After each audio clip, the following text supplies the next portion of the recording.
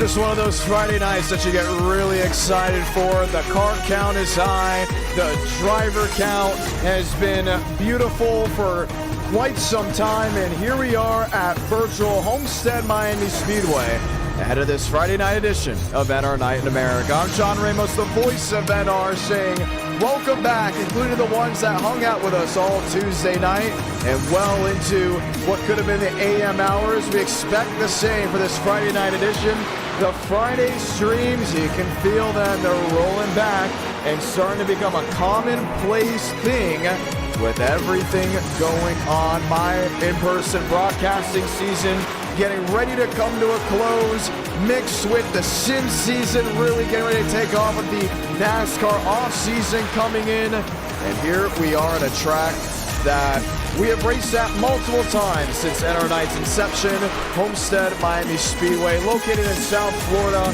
Always exciting. 2 long straightaways, high, tall bank, progressive banking in the corners, 16 to 18 degrees. We're ready to watch it all rock and roll. Matter of fact, I will be at Homestead-Miami Speedway this Sunday for the Straight Talk Wireless 400. Excited to get back down there and see all that is new, maybe some things that have changed. One thing that hasn't changed is the action.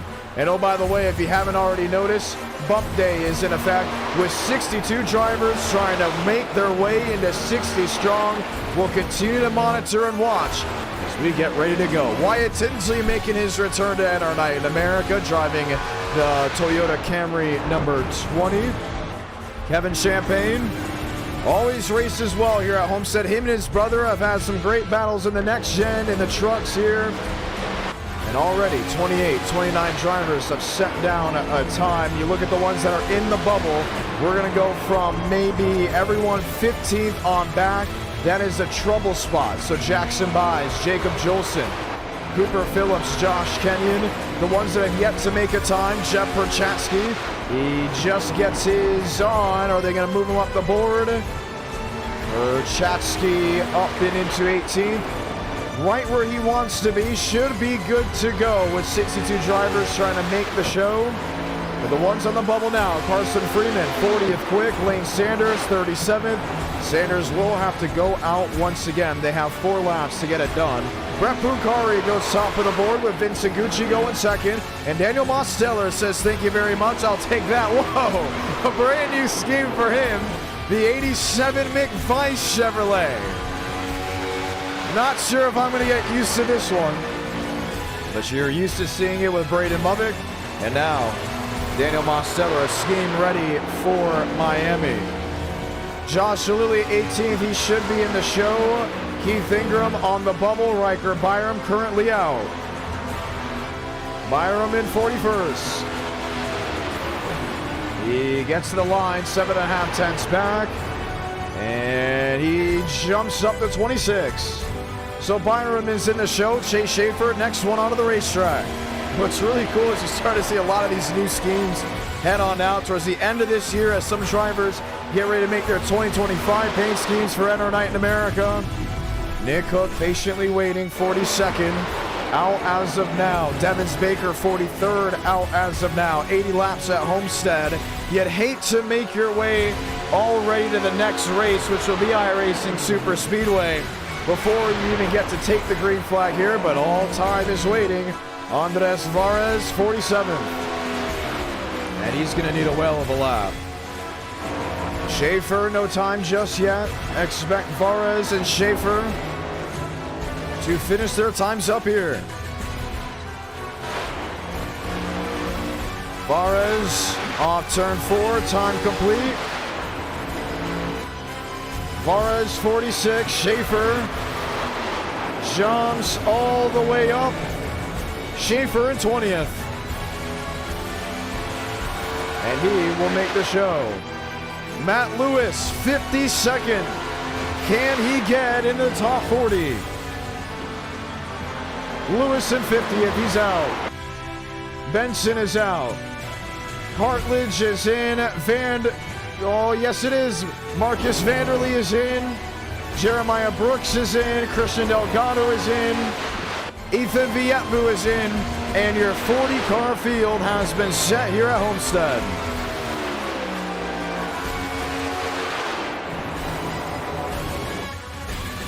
Time to go green.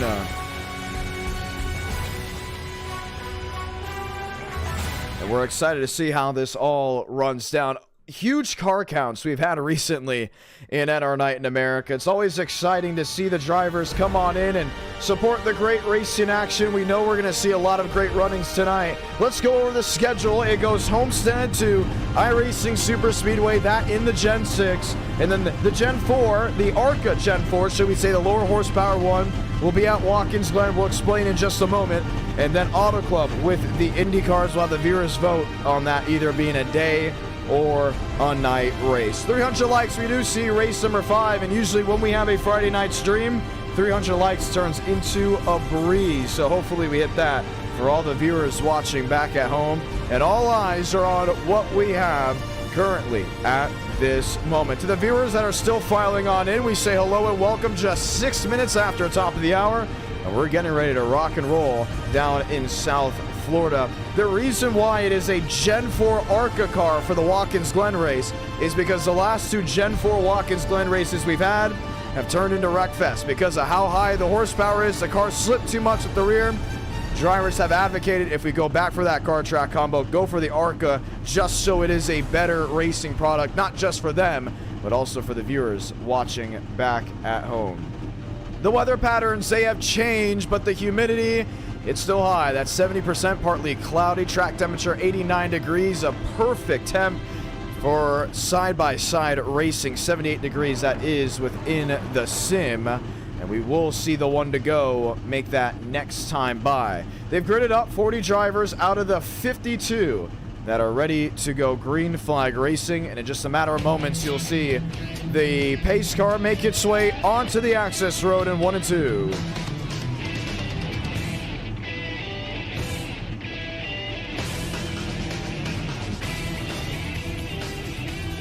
Time to go green, time to roll on one of those beautiful NR Night in Americas. Cooper Phillips, Adam Garza, Jacob Wilkerson, Michael Mitchum. The names you know, the names you will soon know. At a track that you know very, very well. Is it an underdog night in America? Is it a veteran night in America? Is it going to be one of those wild things that we see a driver win that we've maybe never talked about? Or does Jacob Wilkerson and PBR continue their run stride for stride, roll for roll, as they look forward to knocking in another win ahead of an e-ticket event? 1 to go, next time by. Chevrolet locking out the front row. Once again, new scheme for Daniel Mosteller. The same petty blue for Jacob Wilkerson. That's the first 2 on the inside lane. Outside, Adam Garza, that iconic 8 that's always been ran with him, with what looks to be Michael Mitchum in the 38 just behind. It's going to be important to watch what line gets the run. The restarts we expect to be wild and chaotic, but usually at Homestead we don't see too many cautions. So green flag stops are going to be imminent. 80 laps of racing, we expect them down pit road around lap 50 to lap 60, depending on when that caution comes out. The opportunity for a fuel lottery will commence if we get a yellow in or around lap 15. So keep that in mind. In or around lap 15, if we do see a yellow, these drivers may play the strategy. We do see green flag racing the rest of the way. Let's say those magical words. God speed drivers. You are go for throttle up. Very rarely does Homestead lead off the broadcast for the night. Matter of fact, the last time it was just last year, ahead of the Forever 400. And here we are with a great car count. We expect the car counts to be high all night, with bump day commencing from race 1 to race 4.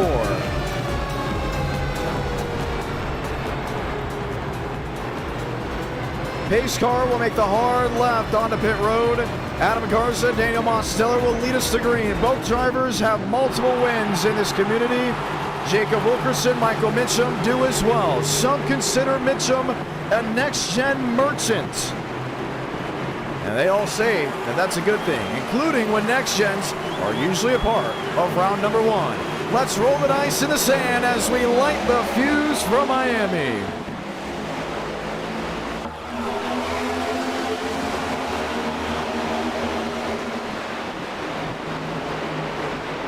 Already stringing out 3-4 line. That's the 1 and 2. Sean Rowe ripping top. Lined up with Punkari. Mosteller first back to the gas. He's the leader. Trouble spinning way deep in the field. Riker Byram collecting Jackson Buys and others, and the caution will wave right away. Cooper Phillips. Christian Delgado. Aiden Robertson.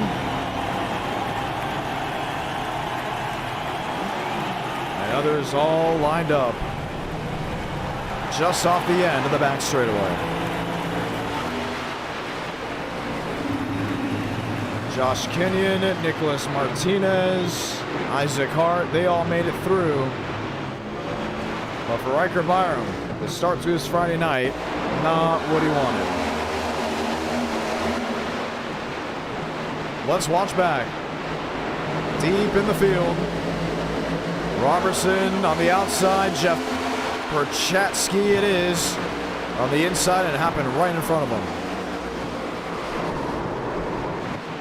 And all those drivers, they ducked to the bottom to avoid the incident, expecting these guys to stay high, but that wasn't the case.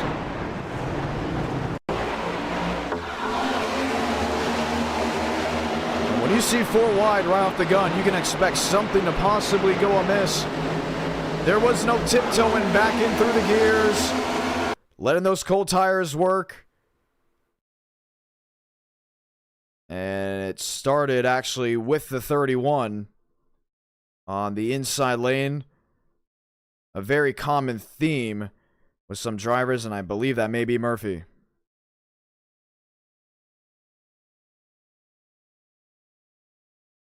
And it was Connor Murphy. Watch again. Doesn't get going. As Marty Shamela right behind him.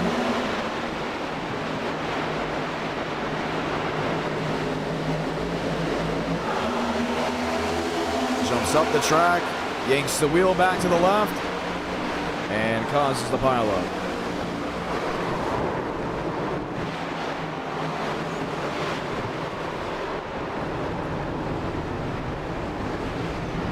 Connor Murphy will be given an L5 penalty for not being able to hold on to his car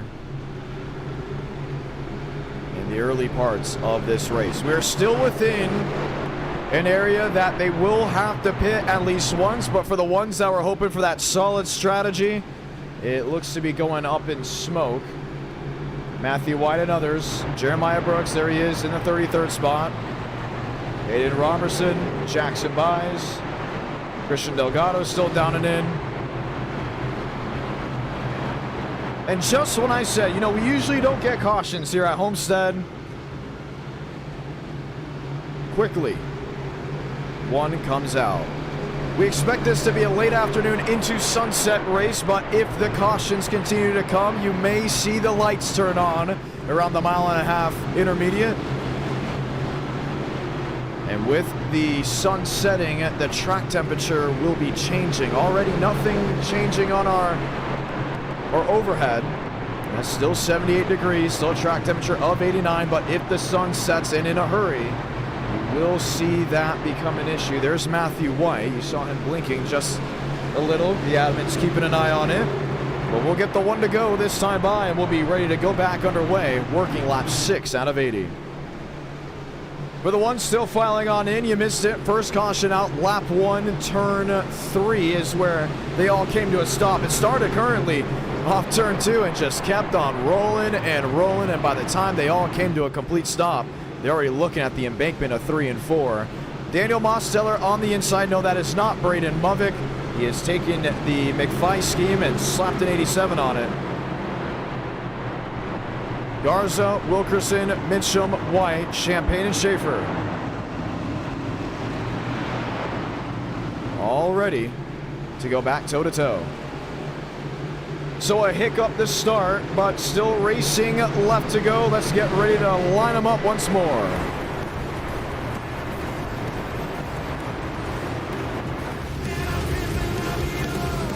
on a race 5 for all the Night Owls. It takes less than 2 seconds to drop a like, 300 likes, and it will take you all the way.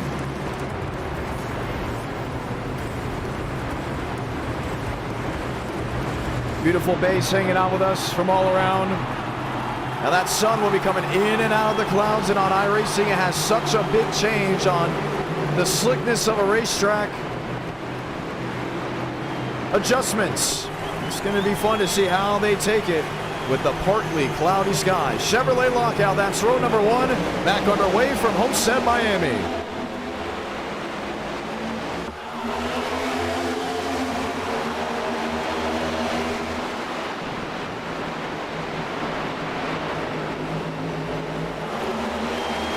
Garza quick to the jump.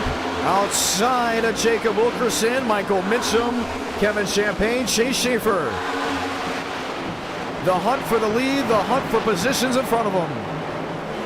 Wyatt Tinsley's tiptoeing his way through this field. He knows there's a lot of drivers to work through. Schaefer there, move now to the inside of Kevin Champagne.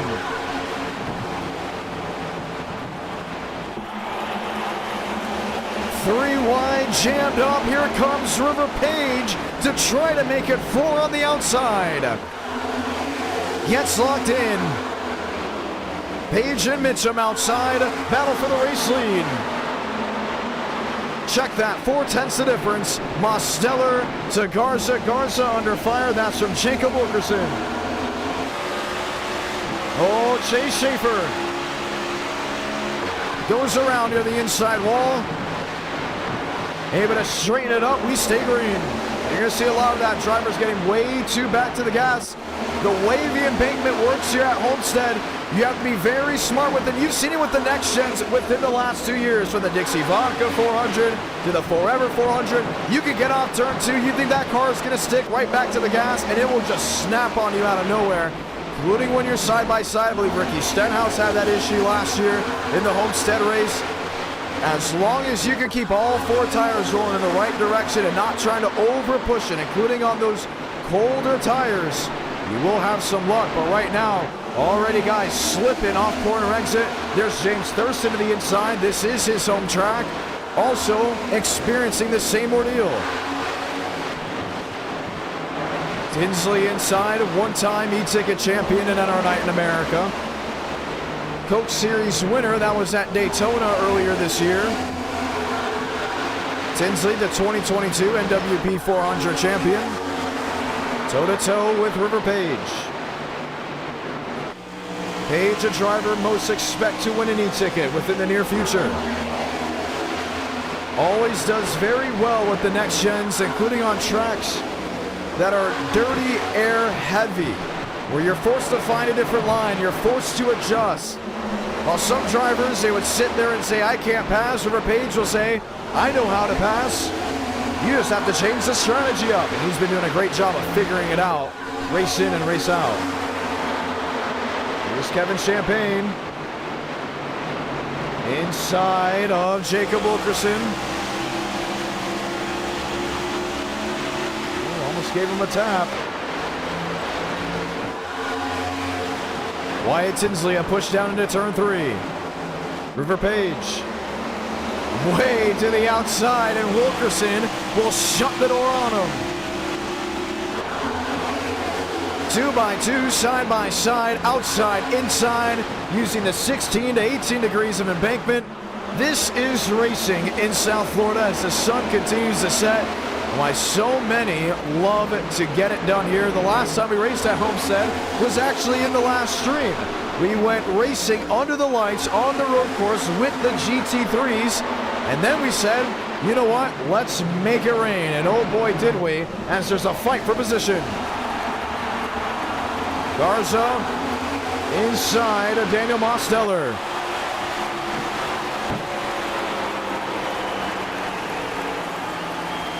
Well out of the throttle.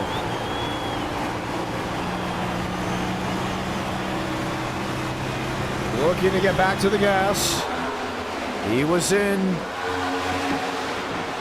I want to say about 3/100ths of him, give or take, just a couple laps ago. And now here he is, breathing right back down the neck. There's Vila. Closing in. James Thurston mired in traffic. Now, he almost won this race last year until him and I believe Justin Champagne got into it. Thurston went around and we had a different winner. Garza is there. He's been using it well, but oh boy, has River Page been using that outside lane to his advantage. The runs off exit have definitely gone his way, but now he has to deal with Wyatt Tinsley. Tinsley there up to the 4th position. Started as low as 16th. And lap for lap has been on the uptrend. Garza inside of Mosteller, new race leader. Can Most get him back?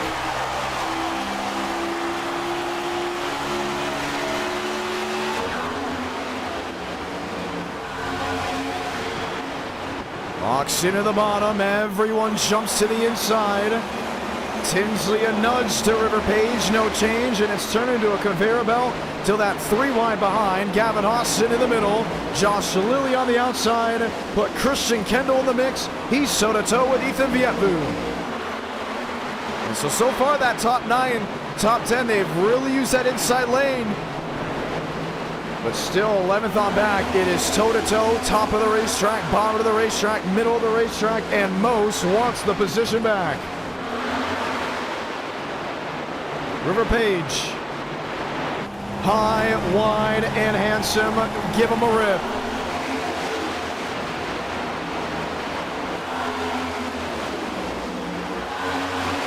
Gets 1. Wants the 2nd. That's Wyatt Tinsley still inside. Can Page sneak through? Yes, he does. Gets 1. Gets 2. Can he get a 3rd? Just for the moment, River Page top of the board, 3-1 on lap 18. At some point, you're going to start seeing guys navigate to the top of the racetrack. The man on the move, and he's going to make it work. Garza on the bottom. Will he make it tough for Page? The answer will be no, and Kevin Champagne is loving it. He says, outside it is. Give me a shot for 4th.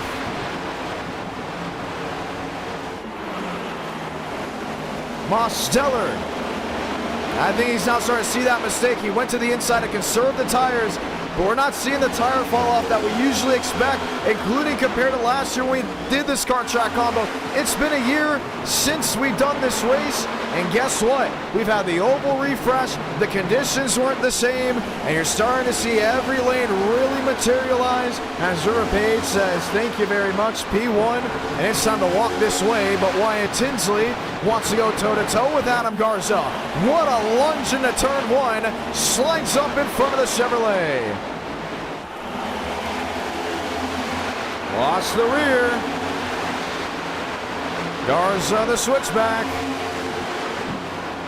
Is it a thank you very much? Can I get the spot as well? Not so fast riding on board with Mosteller. That's the 87. You just saw him get on the wall. So easy to make that mistake.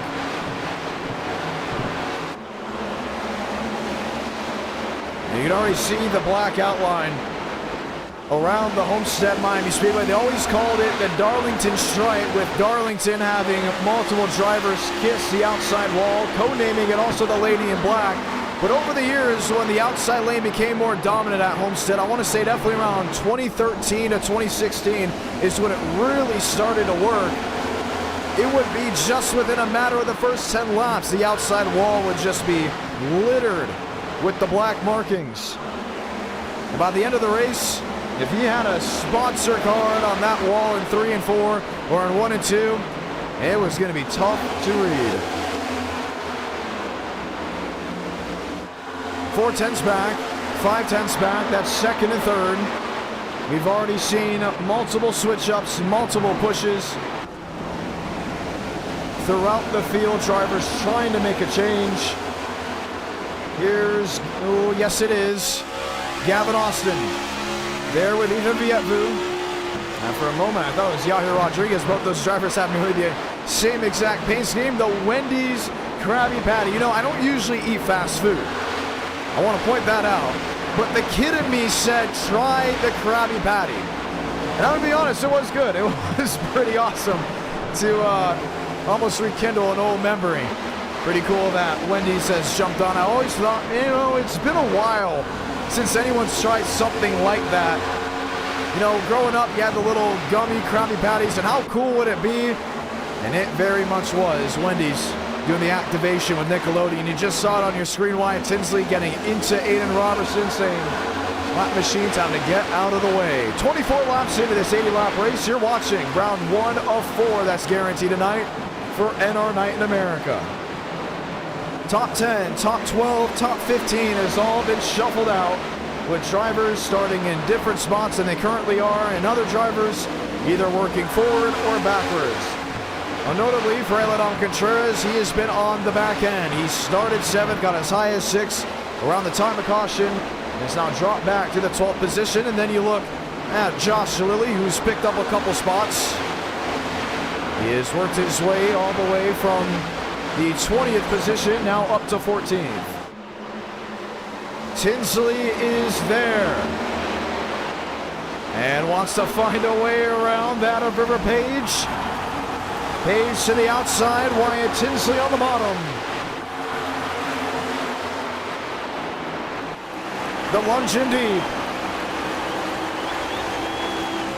Can Page get back on the horse? The wiggle will make it not likely. Wyatt Tinsley, new race leader.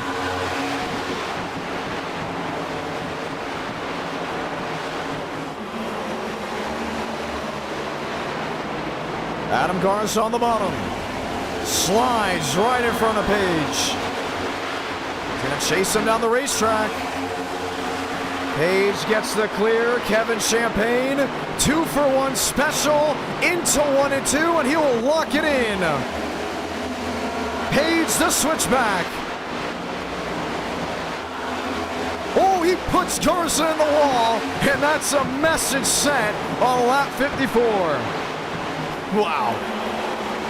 Was not happy with how Adam Garza was racing him, and he saw the hook back to the right.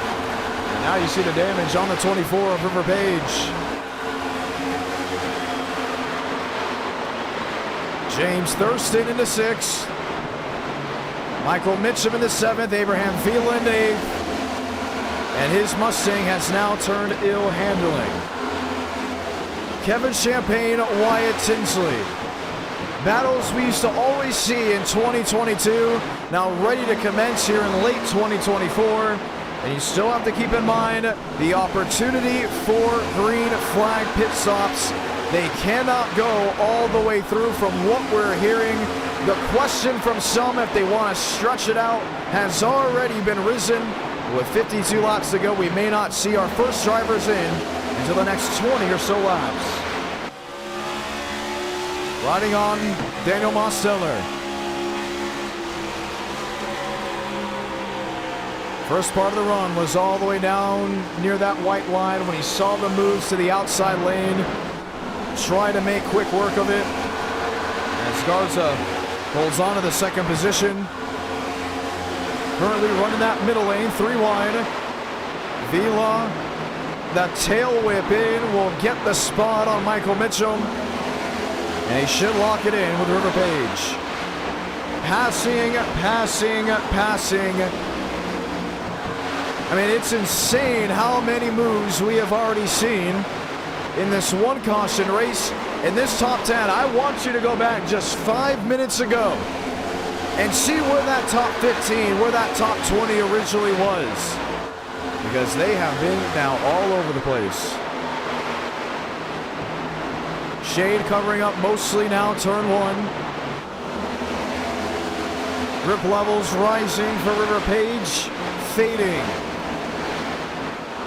Led 8 of the 31 laps in this race, and it's starting to go backwards. There's Mosteller, who grabbed 14 of the 31. Adam Garza picked up 3 of the 31. And Wyatt Tinsley has now got 5 of the 32.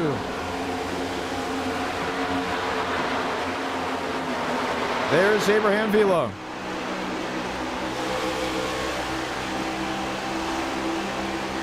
What a move he has made to work his way through as low as 18th. Finding his way up to 4th after Kevin Champagne making a mistake. Now Champagne's a driver that has not been outside the top 6. He started 5th just for the moment, dropped back to the 6th position. But currently is now where he has been at his lowest. Comers and goers, that's what you love to see in sim racing. And we have seen it so far. Vila, he used to fight toe-to-toe with Wyatt Tinsley a ton. Can he find a way around Adam Garza? Stellar a move. Oh, bailed out of the throttle. He thought about that 3-wide run to the inside. Vila, contact with Garza. Allows Tinsley to pull away to over 2 seconds. And now Vila gets jammed up to the bottom. Garza sideways, he saves it. River Page gives him a shot in the side. He's been pushed around. And now you can see the damage on all ends. Tinsley nearly a 3-second advantage. Sean Rowe 3 wide with Eladon Contreras.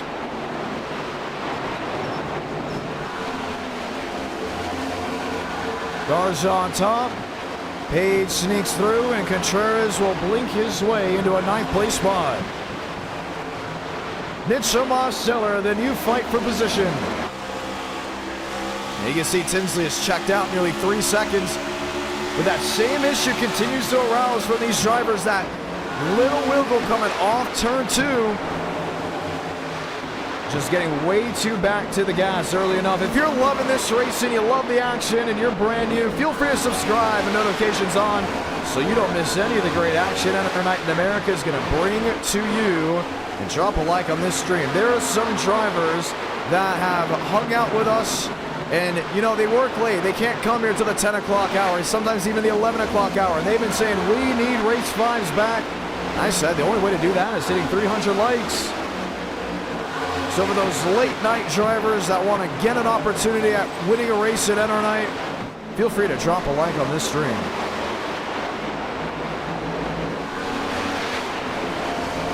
When do you pit? If you're Wyatt Tinsley, do you wait for the overcut? Seems like the only logical way to go to victory lane. Or do you stay out too long? A caution then comes out during the cycle, and then you have to pit after some of these guys have already come in. We're at that 44 to go range, so if a yellow would come out this time, we would not see green flag stops. They would all come in, do service, and then it would be a battle of who can save the tires and who can handle their race car. Vila underneath Michael Mitchum.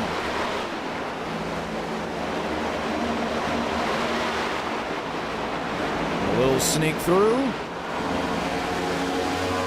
Chase Schaefer on the scene, he's up the 14th. Gavin Austin has found his way back into the 15th position. And there's River Page, who led early in this race back in 9th. I think he was hoping for Adam Garza to go around. And he'll actually be the first one to strike on the pit road. So River Page is in, Josh Lilly will join him to try to cut this stint in half, give or take. Mitchum loose off turn 2. Mosteller 3 wide at turn 3.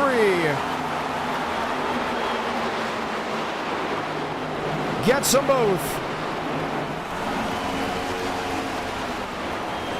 Ill handling race cars, still 3 wide back to the line. Give Mitchum second, and Vila will not go away. The heave to turn 1.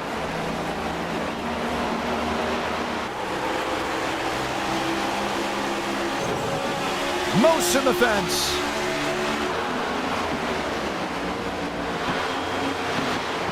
This is all happening 4 seconds behind Wyatt Tinsley. And you got to give it to them. It may be 4 seconds the difference between first and second, but these boys came to play. What a fight it has been. 40 laps to go. Drivers coming in for their stops. Page and Lilly, one of the first to strike up inside the top 20. Lane Sanders, he came in. He's now 2 laps down. Mitchum keeping it inches off the outside retaining wall. Don't look now, we haven't talked much about James Thurston. Sees what's going on right in front of him. Kevin Champagne makes it ice to pit road. Wilkerson in 6. James Thurston in 5th. And Abraham Vila will start pulling away to see if he can make up time before Wyatt Tinsley comes to pit road. And that's the thing, we've been focusing on second on back, but Tinsley has still been dealing with a very loose race car, including on the rear. You saw him wiggle down into 3 and 4. You see him lay out of the throttle. Look at the inputs. Tap the brake here and there, back on the throttle. Lost a little bit of the rear. And that rear end grip has gone on everyone. And now it's just coming down to who can handle the car and who can make it work to the best of their ability.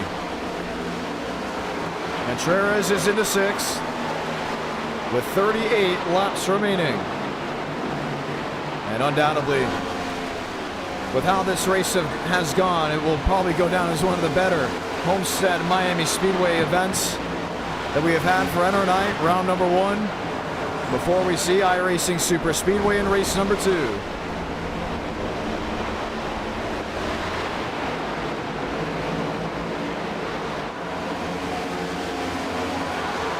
Thurston up to 5th. Mosteller in the 4th. Michael Mitchum is there in 3rd.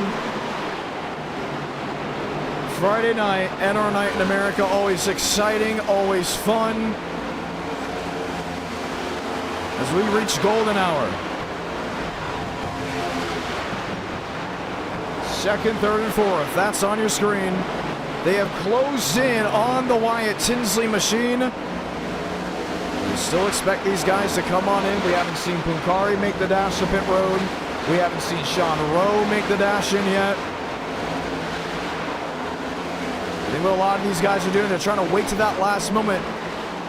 Talked with some of them before. They said if we have an opportunity of green flag pit stops, we may just wait it out, knowing there is going to be a mistake on the track that could lead to a caution. And you saw what happened at Charlotte just a couple streams ago. The front runners, they waited way too late to come into the pits. And the drivers that undercutted found their way into victory lane. Wyatt Tinsley's in. And we've seen before in NR Night, he's been notorious for making mistakes on pit entry. That seems to be a thought of yesterday.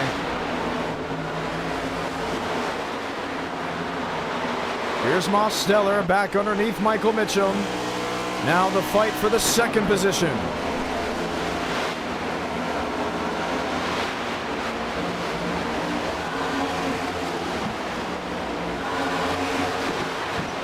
Mosteller, look underneath the 38.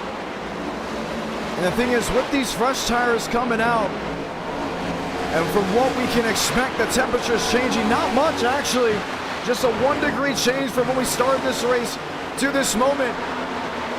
I wonder how many drivers will quickly jump to the top right away, like we saw with River Page on the initial restart.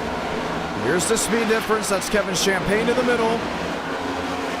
Already coming in from his stop versus the driver sitting 2nd and 3rd. Vila, no dash on the pit road just yet.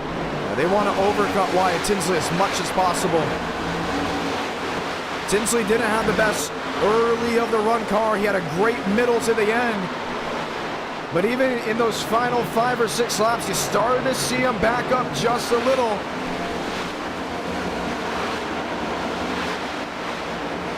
Clouds forming in. Off 3 and 4, that's where the ocean lies. Should not be a threat for the end of this race. Michael Mitchum's in. Does not overshoot, but he may have sped. It's a big lockup. The question will be, does iRacing give him the benefit of the doubt? 30 laps to go this time by. Mosteller on the bottom. 50 laps on this stint. Remember, the first couple of laps, really nothing much to show for it. Just because of how the caution came out. They will come in this time by, which means there'll be 30 laps on the throttle. Behind him, Eladon Contreras into the barrels. That's what Jacob Wilkerson destroys the right front of that Toyota Camry. And we've been saying it's a PBR daydream as of late, but you can see the suspension, how it's bent in on the Wilkerson 43, and that's a nightmare scenario with 30 laps to go in Miami. Right front's up. And do you fix it? You know, that's the question that's now at hand. Vila has still yet to come to the pits. And still also banking on, hey, if a caution comes out, you've A, trapped those guys a lap down, so they can't leapfrog you on pit road, and B, they may all still want to come back in. Because 29 laps, if you have fresh Goodyear rubber, you can be in go, go, go mode. Sean Rowe, another one that is yet to come to pit road. Bukhari. And there's Wyatt Tinsley. Tinsley around the Kevin Champagne machine.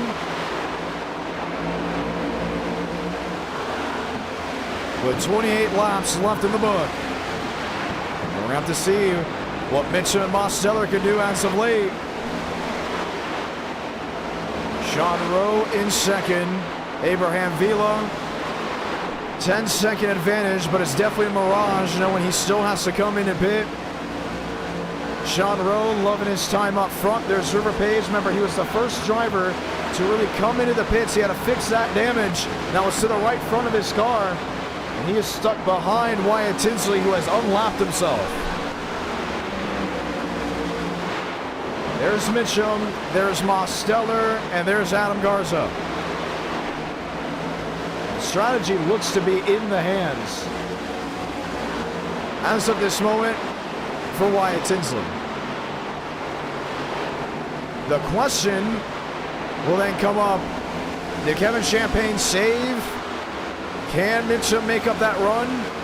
Or is Vila going to try the wildness in a two-tire stop?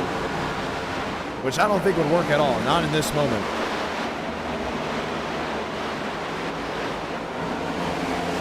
Page underneath Vila.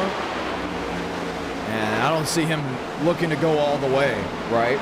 Without having to pit.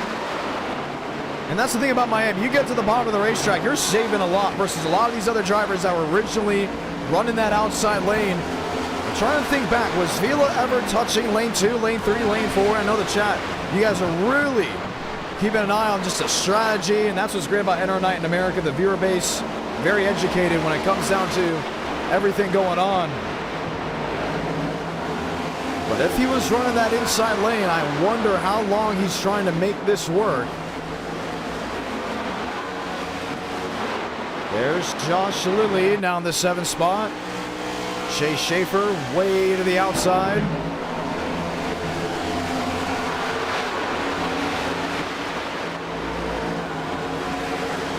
Lilly, the Red Bull driver.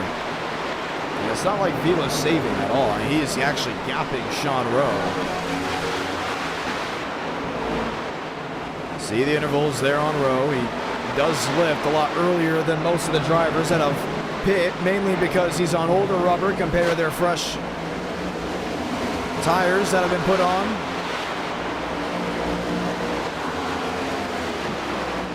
There's Bukhari there in 3rd.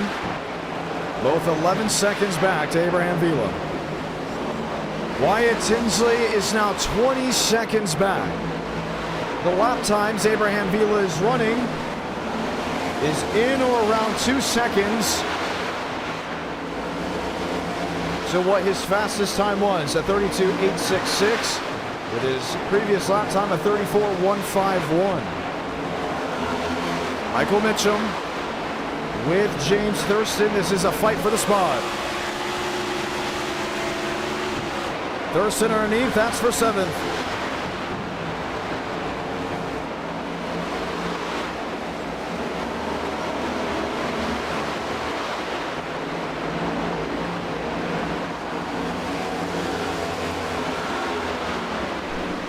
Puncari has found his way around Sean Rowe.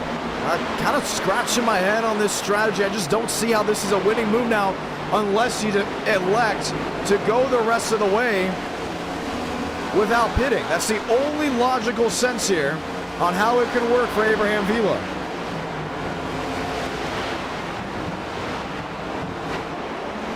Lilly 30 seconds back. Mitchum 29, Thurston 29. Speed difference between your race leader and Daniel Mosteller, who will unlap himself. That's for the 10th position.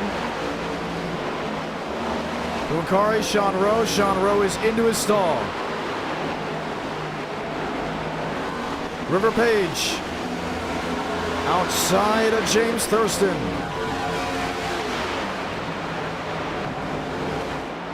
.21 laps to do it. He's quick back to the outside. Thurston in 5th. Mitchum moves to the bottom. And you can see the different lines, the different opportunities, and River Page actually just hitting the outside wall off turn 4. 20 to go.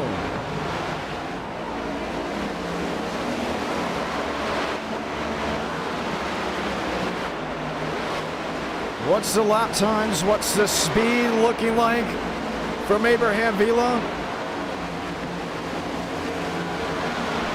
SLOW. He was 134 in the center of 1 and 2.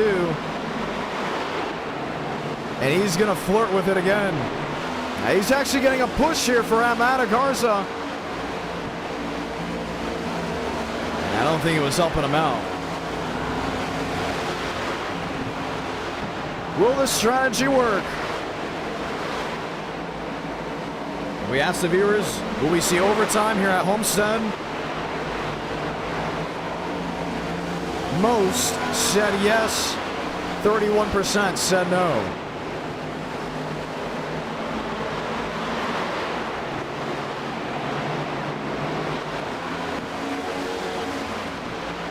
I'm surprised Garza is actually going out there and helping Abraham Vila. Now the rule is if a driver is out of power and you push him across for a transfer spot or for a win, the win won't stand. But clearly Vila is very much in the cast, and now he's going to slide off corner exit. Race leader in the wall, and the caution will wave.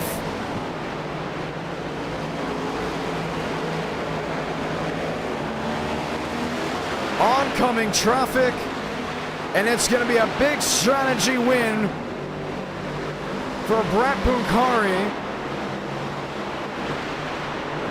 I wouldn't be surprised if Garza ends up getting an L1, or maybe Abraham Vila for bringing out the caution. But this will set up a late race restart. That's exactly what River Page wanted to see. And he'll be back on the lead lap.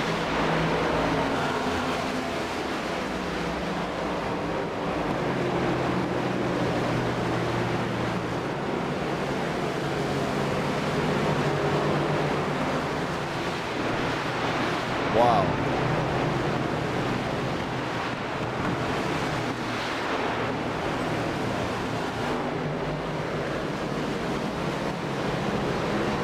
Cannot believe it.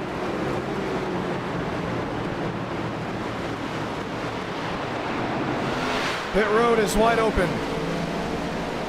And we'll take a look back on what happened. This is down into 1 and 2. You see Garza gets right into him. And we were going to be hesitant until we saw who was coming. Wilkerson had to get out of the way. Everyone on an icy strategy.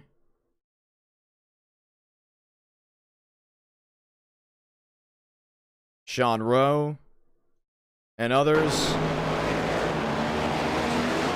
Single car incident for the race leader.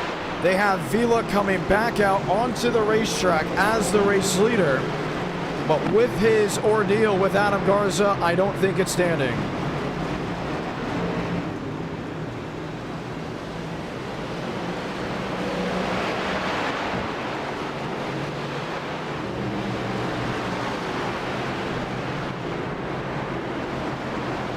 The reason why they're getting an L1 is to avoid a spin gate issue. Because for some of these guys, like Wyatt Tinsley, the race is just in the bag.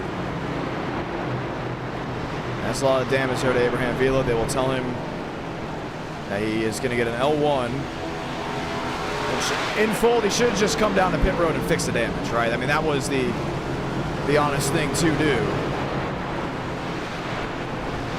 But that was not the case.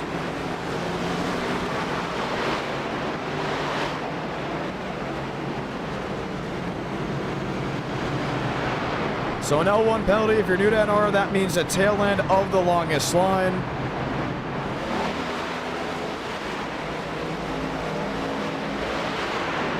Vila will gas it up and come into the pits. Brett Bunkari, Michael Mitchum will be second and third. James Thurston will be fourth. Daniel Mosteller, he will be in fifth. Gavin Austin, Josh Lilly, they'll line up as well. We'll be ready to choose here this time by.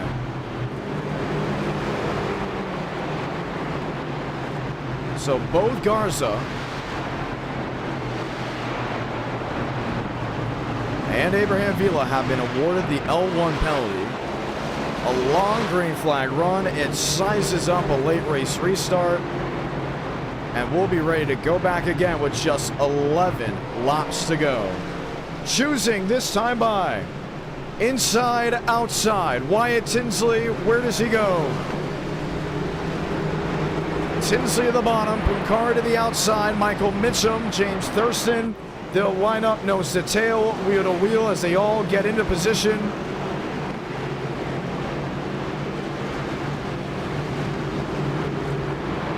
And we'll be ready to do it again.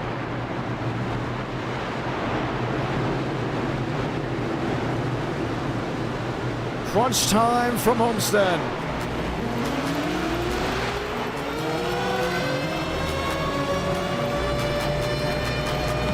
If you love what you see, feel free to drop a like on the stream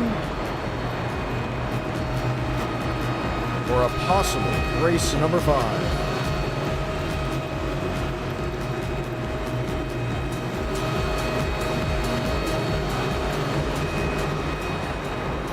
Time to go green.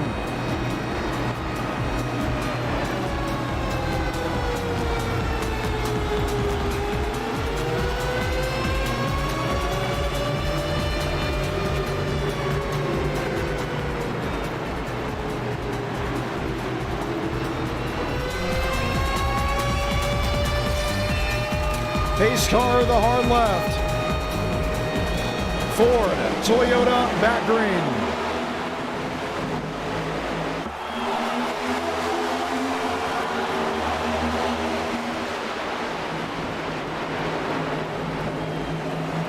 Tinsley to the point. James Thurston, 3 wide to the outside. Trouble, spin, there they go. Bunkari is in it. Mosteller is in it. Gavin Austin as well. James Thurston, the late entry. And the caution will wave for a third time.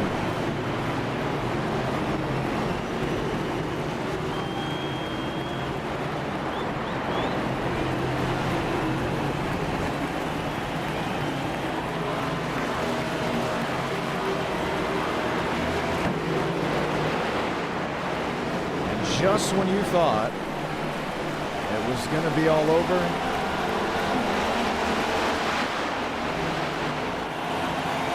answer. That's not.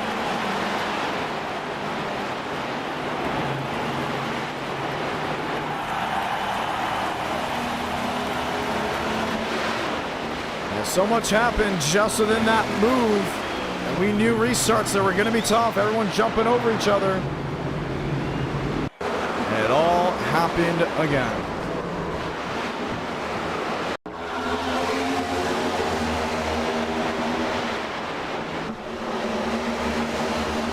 Three wide, four wide. Sorry about Gavin Austin getting loose. Mosteller into Punkari. James Thurston just got a piece of it. And then it all unraveled. Gavin Austin sideways. There's Adam Garza just sneaking through. You knew it was going to be wild. Here's Josh Lilly's point of view.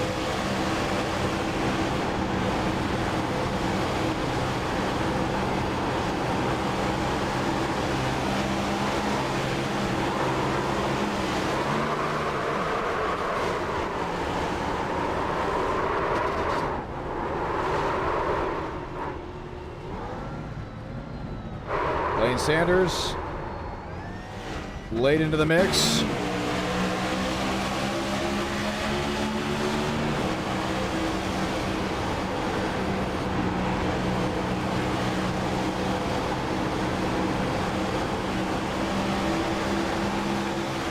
Reports Gavin Austin will not be able to continue. Just had it cleared until he didn't.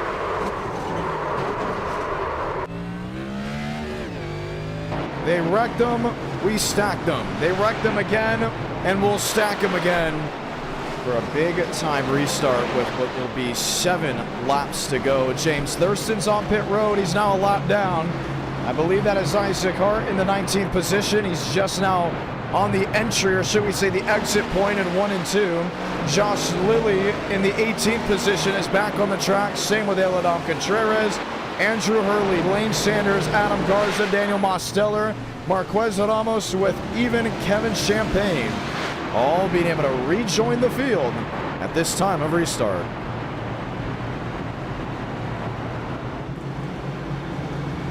So 2 Toyotas will line up the front row. It will be Ford, it will be Chevrolet, projected to go to row number 2.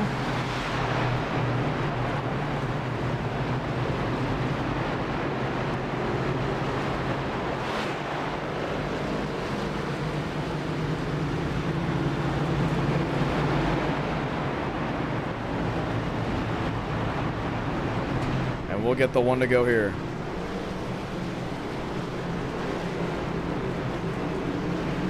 A dash to the finish. 70% said we were going to have an overtime.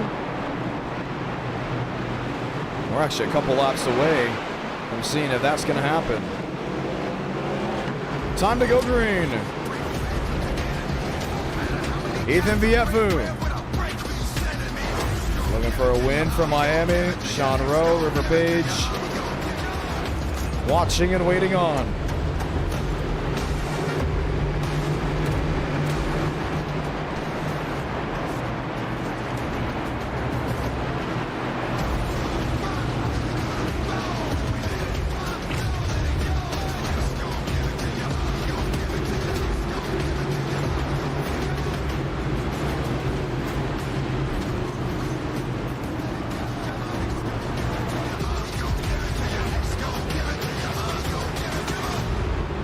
Toyota on Toyota.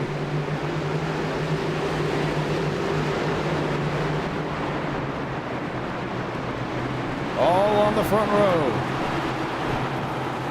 Lights coming on from Homestead-Miami Speedway. As we're in the final moments of this race. 7 laps to determine a victor. Tinsley with the jump. Viefu with the block.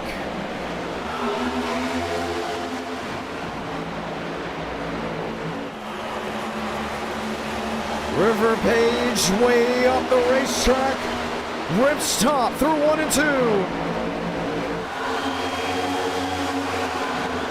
Shamela had to save it. Vietvu toe-to-toe. Can Michael Mitchum close in on the Tinsley 20?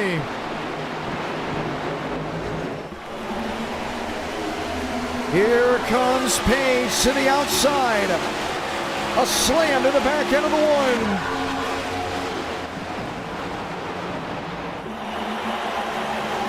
If they're going to make up time, it's going to be on the outside lane. They're not going to get it done on the bottom. Vila clears. Wilkerson 3 wide.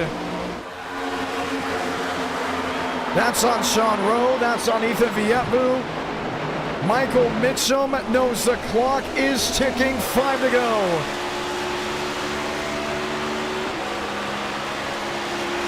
These two have never dueled for a win, but have never been in a position that they had to. Mitchum, a part of a different era of NR night than that of Wyatt Tinsley, how he came through the ranks. Vietvu sideways off the nose of Jacob Wilkerson. Gets it forward. The pioneer of Tinsley, the young gun of Mitchum. Kevin Champagne, Daniel Mosteller. They fight it out. And now you're starting to see Mitchum jump to the outside. Is this where he can make up the time? Kisses the wall.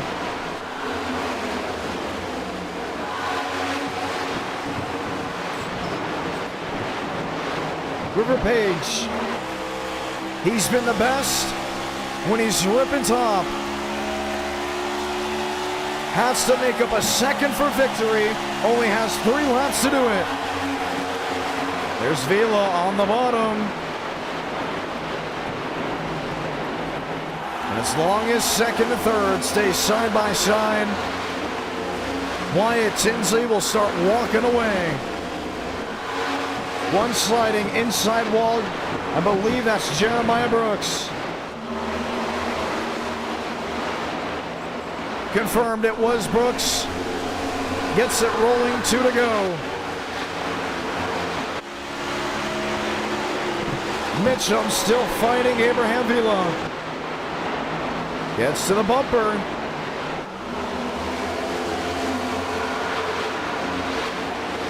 And you just saw the difference there, how close Tinsley can get off turn 2 to carry momentum versus Michael Mitchum.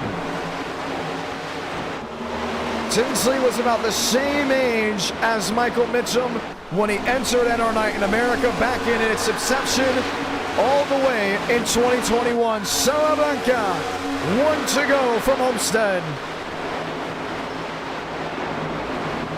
Instead of fighting for the lead, he will have to defend off second. But for Wyatt Tinsley, it will be a reminder to most on what was. Whether you're new to this community or you've been here since the beginning, you know the name of the driver that pilots the 20. Wyatt Tinsley off turn 4, victorious from Miami. Page finishes second. Kevin Champagne finishes 4th.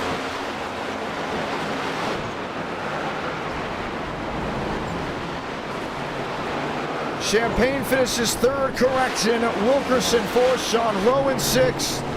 And that's because Abraham Vila will be disqualified from the race for wall popping into turns 3 and 4. And Vila will be credited with what I believe is a last place finish.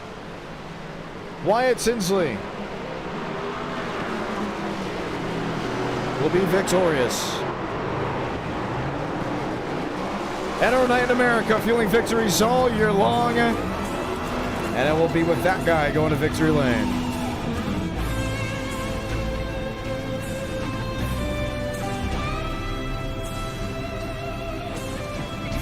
It's been a while since we've talked to him. Last time I saw Wyatt Tinsley, actually Daytona for the NASCAR Craftsman Truck Series race. Tinsley, Page, Champagne, Wilkerson, Rowe, top 5. Thurston, Mosteller, Kenny Contreras, and Hart with the top 10.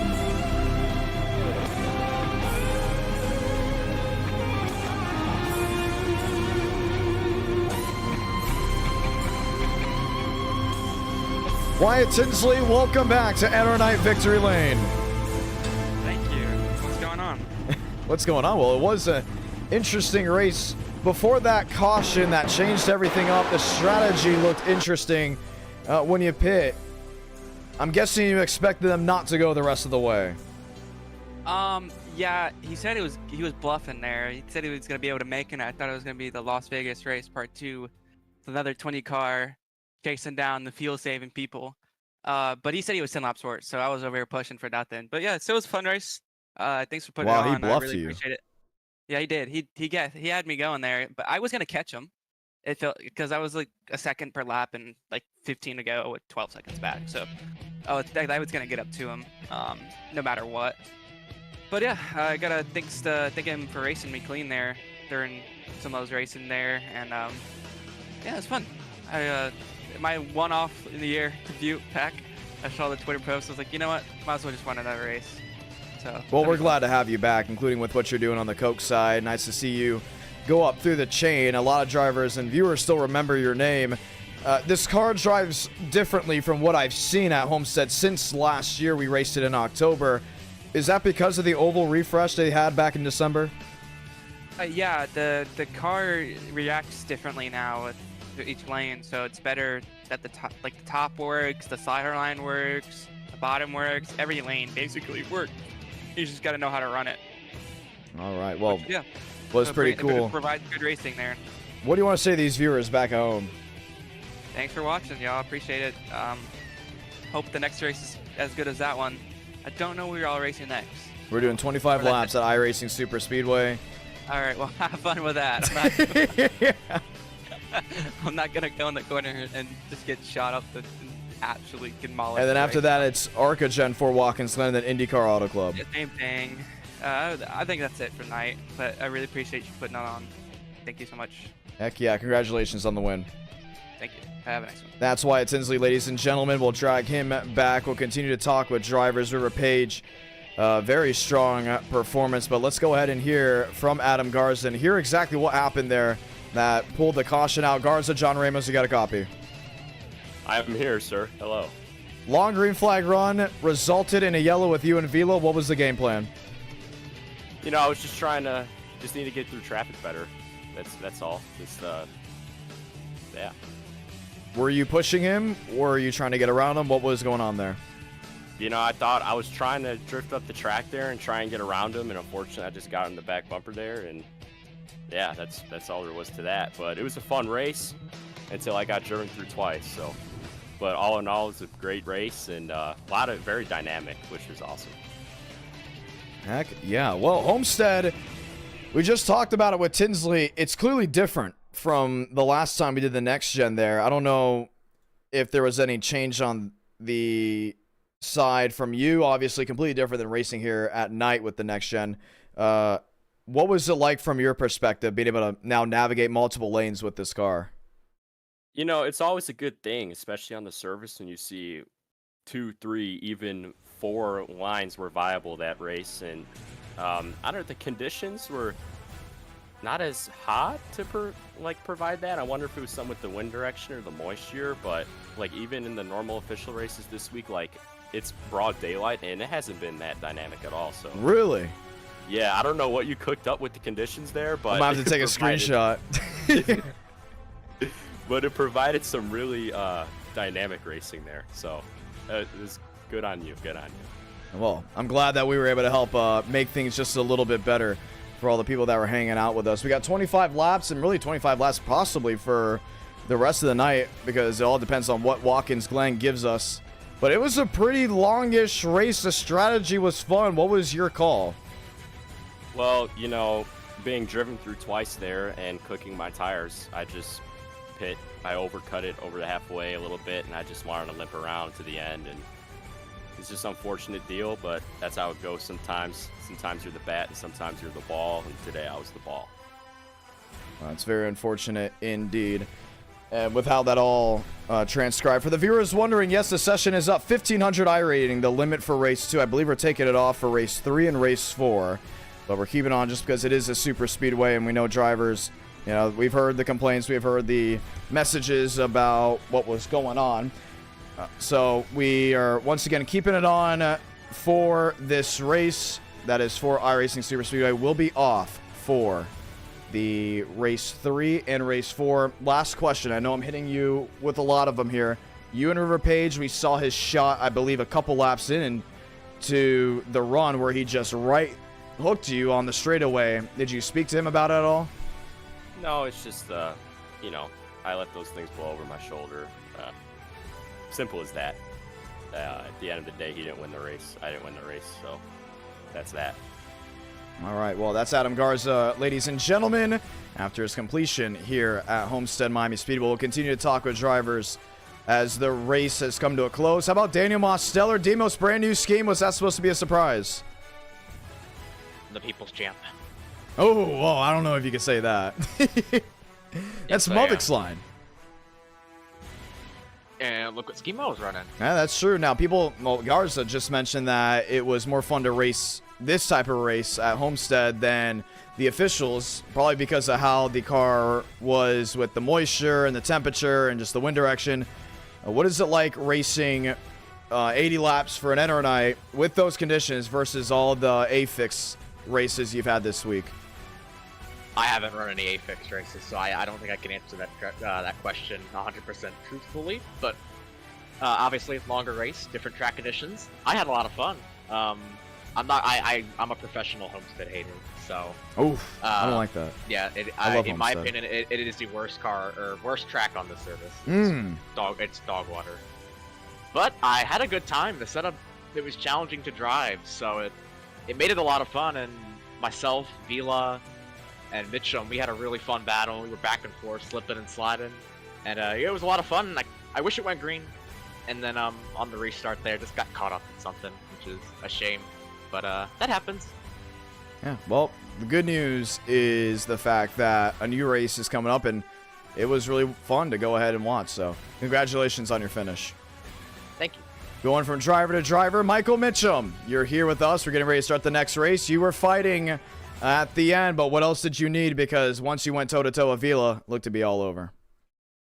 Nah, really, the moment my car got loose off of, I think it was 4, I just got super loose, and you can't let the tires slide in this car. So, it slid a little bit, and I mean, I was killed. I raced Vila there. That was a fun little battle, but I did want to go for the win, and that little slide there is really what killed me.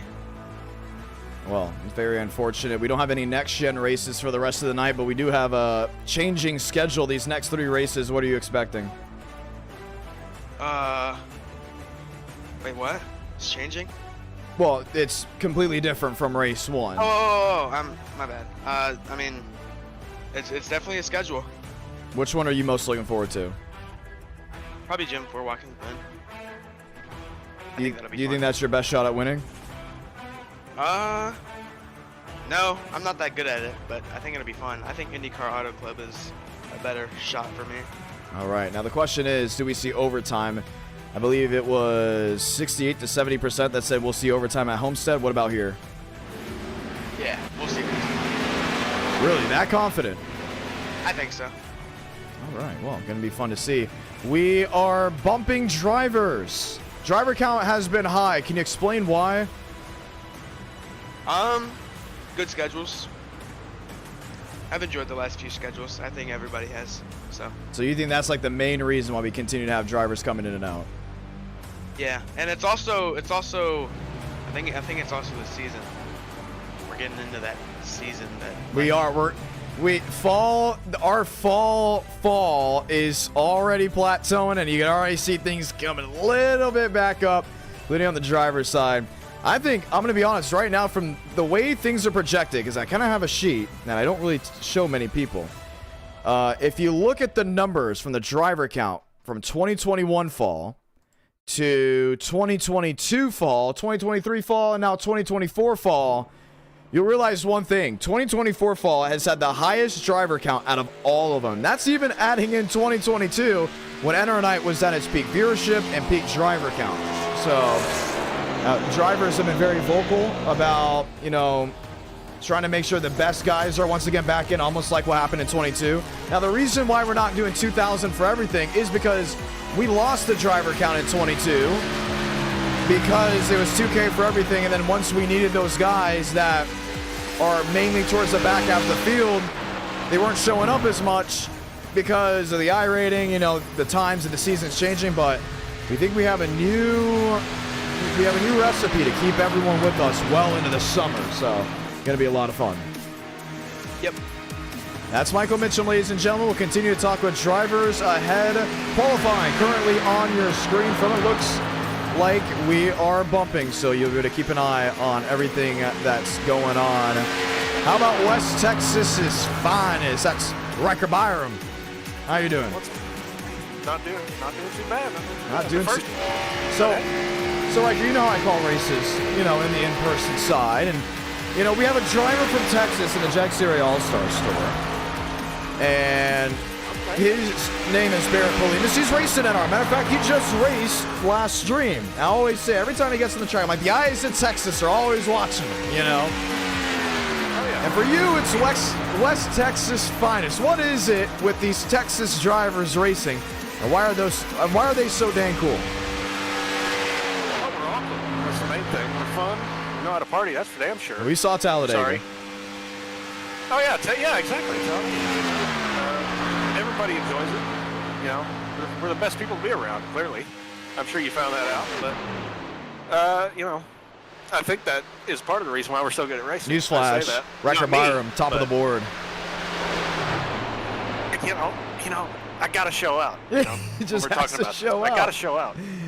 Heck yeah. Well, the real question is when we're going to see Mike on the iRacing. You know, when we're going to see him. I don't know about Mike being on iRacing. That would be interesting, but I can tell you right now. I can tell you right now, it would not.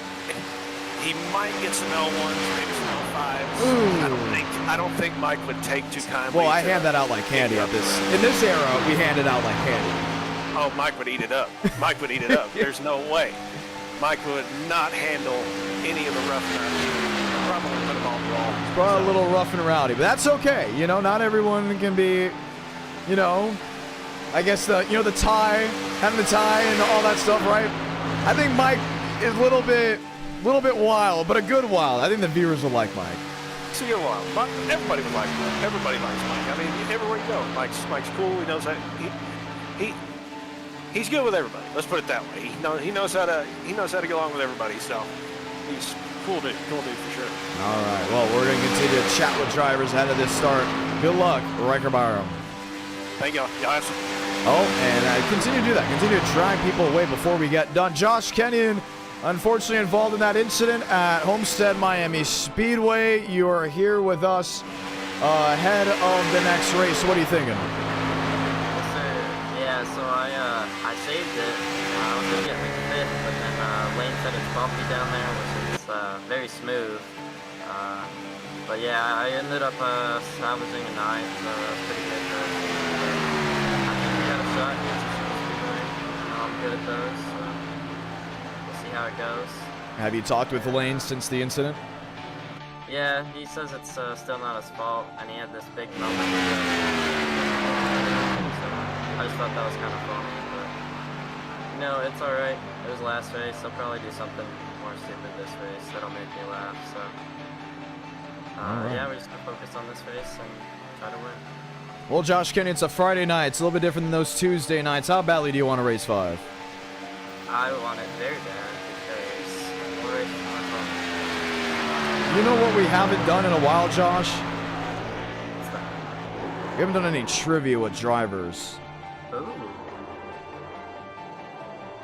I'm intrigued. All right, well, let's see. Do you know your NR history very well? I've been watching since 2021, so hopefully. All right, well, guess what? We're going to go ahead and hit you with some NR trivia here. Let's do e-ticket trivia. Okay. All right. Let's see. Who has the most e-ticket wins on... Ooh, let's see. This is going to be a tough one. I have to make sure I get it right, too, you know? Yeah. So I got to think of every single event we have had. And I think this is right. I'm trying to think once more. All right. Who has the most e-ticket event wins on tracks greater than 2 miles? Oh, dog. There is 2 of them. There is 2 of them, and they're tied over 2 miles. Ooh. 2 or more miles. Let's go with that. 2 or more miles. If I get one, will you say if I'm right? Yes. If you get one. 3. Excuse me. 3. There's actually 3. That's right. It's probably gotta be Demos. Demos is 1.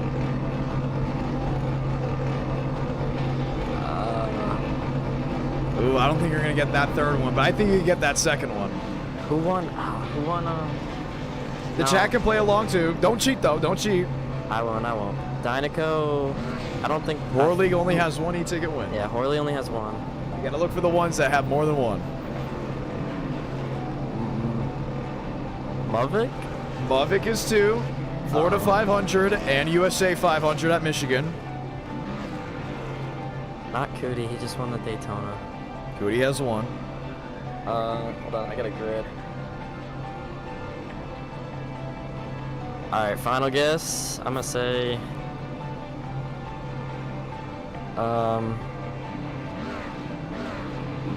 Baker? 2-time e-ticket champion. 1 was on 1.5 miles. That was the Coca-Cola 600. The last one was Chad Thurquist. He won at Talladega and the Brickyard. That's a pretty good question. I'm not going to lie. That was pretty good. I did pretty good. That was awesome. Yes, Chad Thurquist, Demos. So think about it. We have 5 e-ticket winners. How about this? I'll get you one more. Name the only e-ticket winner to win an e-ticket on a short track. Oh. Is that All-American a short track?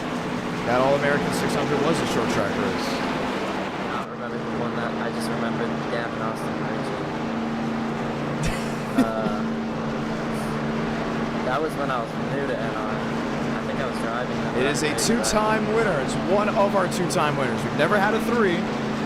One of our 2. Mavic. No. Mavic's won Florida and USA.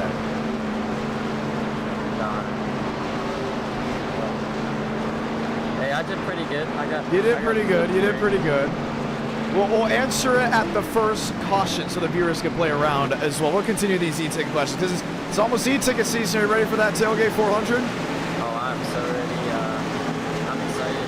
I think we're plans for maybe Syracuse, New York. So gotta represent. Heck. So we'll get that going for Talladega, and you know my name in Talladega, they mix very well. So hopefully I can get it done, get my first e-ticket win. Heck yeah, that's Josh Kenyon, ladies and gentlemen. Let's get ready to go green after a Godspeed, drivers. It's a unique underdog front row. Christian Kendall, Devins Baker will lead us to green as we light the fuse from what was Coca-Cola to iRacing Super Speedway.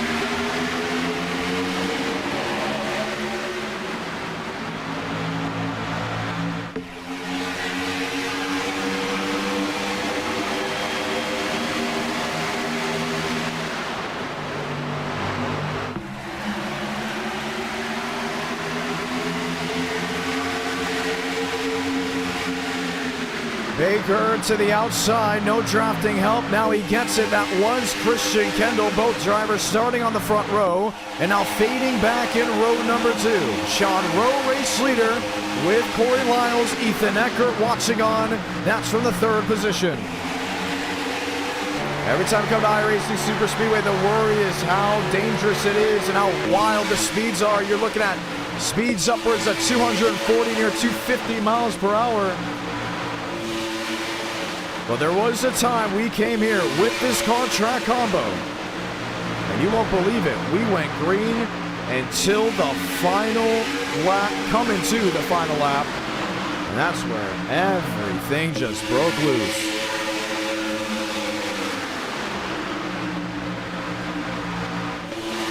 Corey Lyles, Ethan Eckert, Jackson Bynes, Bassinez. Bassinez will tuck in line, toe-to-toe, we got one spinning. Tanner Sims, nope, check that. Yes, it was. Tanner Sims in the outside wall with Nathan Harper and Gavin Austin. Outside the main group, we stay green. 3-car incident. Austin will pull it to pit road. His race looks to be done.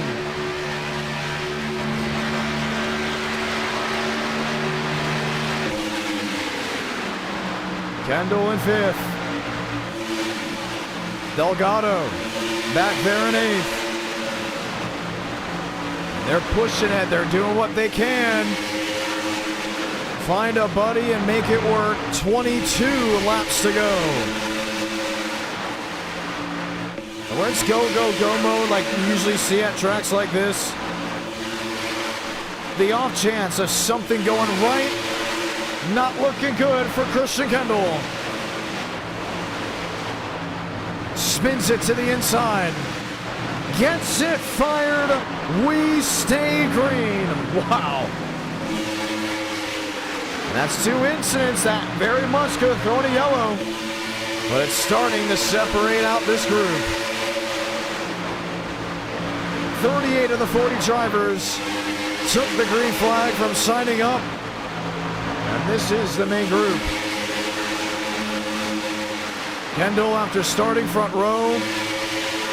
Last driver to go to victory lane at iRacing Super Speedway. Keith Ingram, there he is. He's in 7th.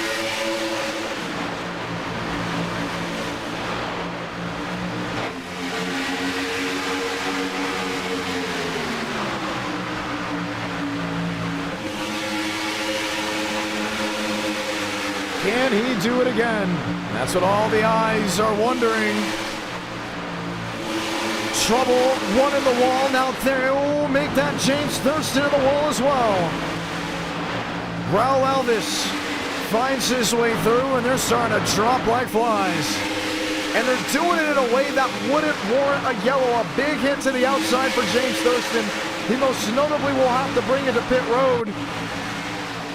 Won't be able to. They're cracking speeds up to 253, 254.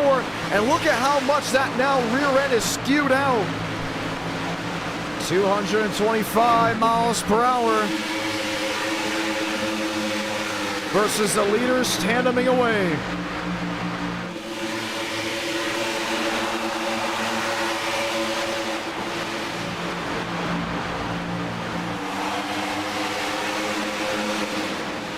This is what it looks like from the nose. There's Lane Sanders, lined up with Keith Ingram. Ingram up to 7th.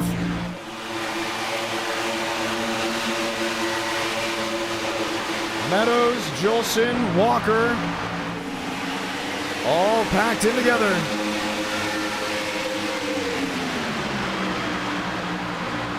Ingram now with Sanders. I thought about that peak. Another look to the inside.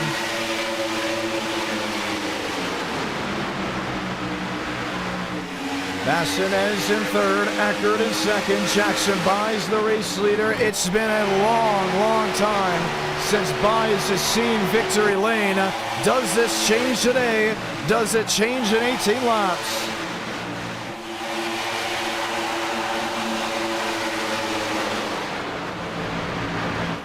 Velike. Oh, Ingram in front of Sanders, and there they go. Walker into the grass.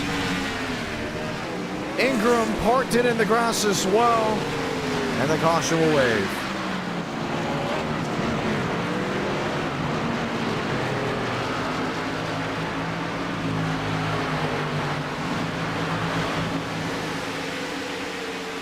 A lot of damage. And hoping for the second glass slipper to fit. Now looks unlikely. What happened and how did it happen?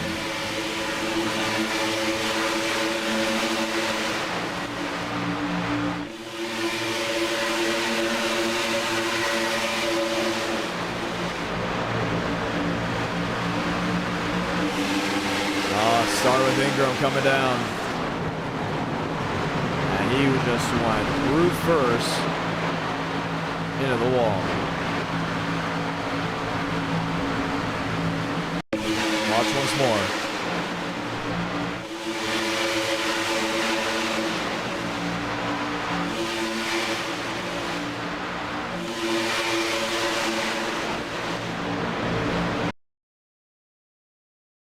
Sanders out of line. Oh, maybe a correction on the statement. You did see that 0-1 go up.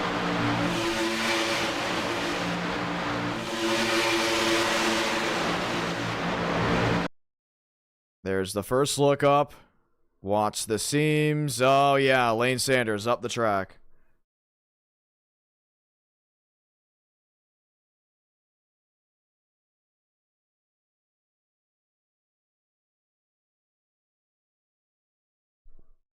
Wow. And Josh Kenny, for a second time, is involved in it. Pit road is open, and the answer to the trivia question, the only driver to win a short track e-ticket event, Daniel Buttafuoco.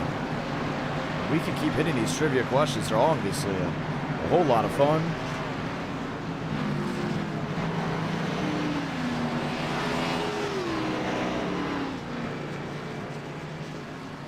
And we're getting updates here. A lot of drivers have made their way to pit road. Some already going to work. So the next trivia question, we'll keep it e-ticket friendly, because e-ticket friendly questions are always a lot of fun. Love to re-energize the e-ticket history before e-ticket events. Let's see. We've had some tracks with just one e-ticket event. How about this? Name the racetrack that has had 2 e-ticket events, but has had the longest wait period from the first to the second. If I need to explain it again, I can. Let's try it once more. Name the racetrack with the longest wait period from one e-ticket to the next, with just 2, count it, 2 events being held there. So just 2. There's been a couple that we've had that have been just 2. But which one has had the longest wait period? There were some great guesses already down the chat below. We'll get the one to go this time by. Some saying Charlotte, some saying Indy. Or there's some other ones. Now Chicagoland's coming up this December, and that may break it from what I'm thinking. I think Chicagoland will be breaking it this December, as that would have been June 2022 to December 2024. Homestead has had one, but as of this moment, which one has had the longest wait period? Do we wait now, or do I say it? Let's go ahead and answer it. It is Indianapolis Motor Speedway, 2 years, from the 2022 Brickyard 400 to the 2024 Indiana 500, over 2 years. We went a full year without a race. We came back the next year, 2 years, Indianapolis. And oh boy, was the return awesome. Talladega's return was amazing. Talladega used to have 2 e-tickets in 1 year. In 2022, that's what it was. They will get a second e-ticket now this year, barring sponsorship. Buys, Eckert, Bassinez, Velike, Mitchell, Byram, Mance, Jolson, and others will line up 2 by 2 as we get ready to try it again.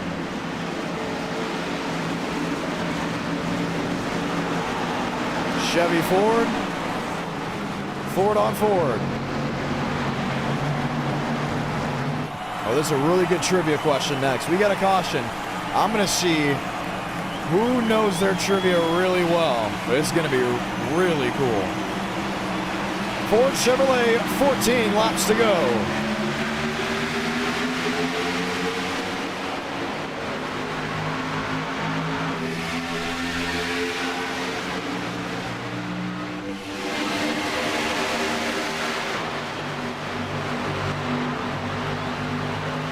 Ethan Eckert on the outside. That's Valike.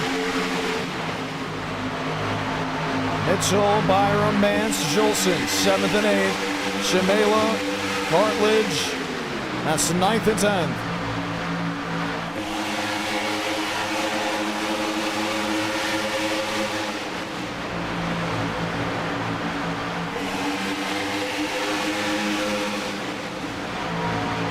What can Valike do? He's never won a race in America. He's never been in this position before. And is now pulling away from the rest of the field in that second spot.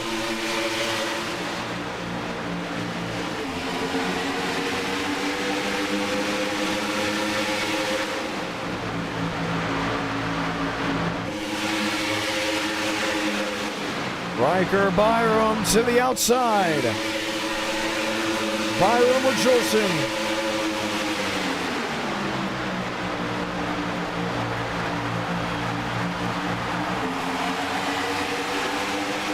Marty Shimela looking for a win. He's lined in as well. And he makes something work. Outside, all tucked in, nose to tail. Middle lane crowding. Shimela out of the pocket, the lunge to the yellow line.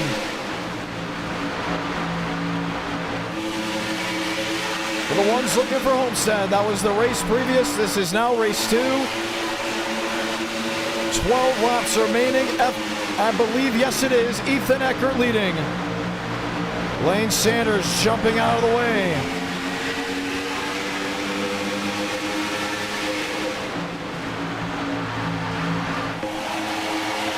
Three wide, 4 wide. What can it be? What do you see? Aaron Shugold there in 10th. Harper in 9th. Delgado in 11th.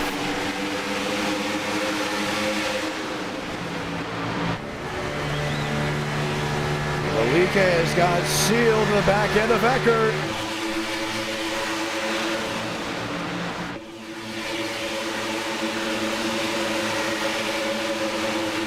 Walker to the middle, Walker to the inside. Here's a quick update. I know there's been a lot of ask about the Discord link and how they can join. The link in the description has been updated. So you can join the Discord whenever you want. Join the near 3,000 members. There goes Kenyon. Around in front of Delgado. There's one upside down. That's the 2. And the caution will wave again.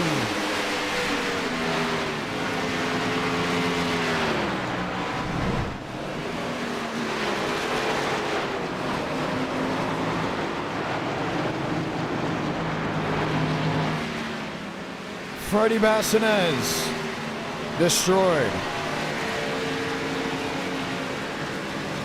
He's the one that rut Josh Kenyon.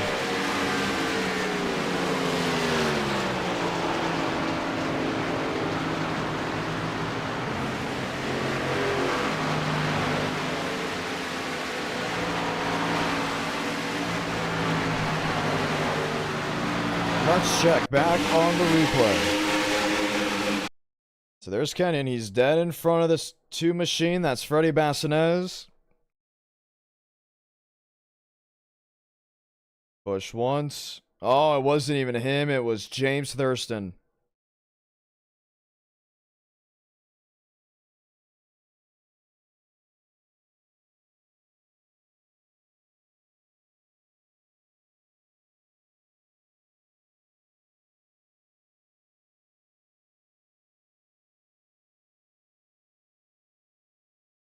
Wow.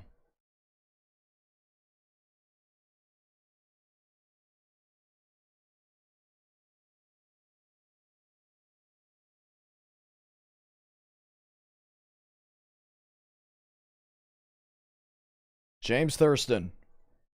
The root cause of the incident comes down to Bassinez and takes them for a whirl.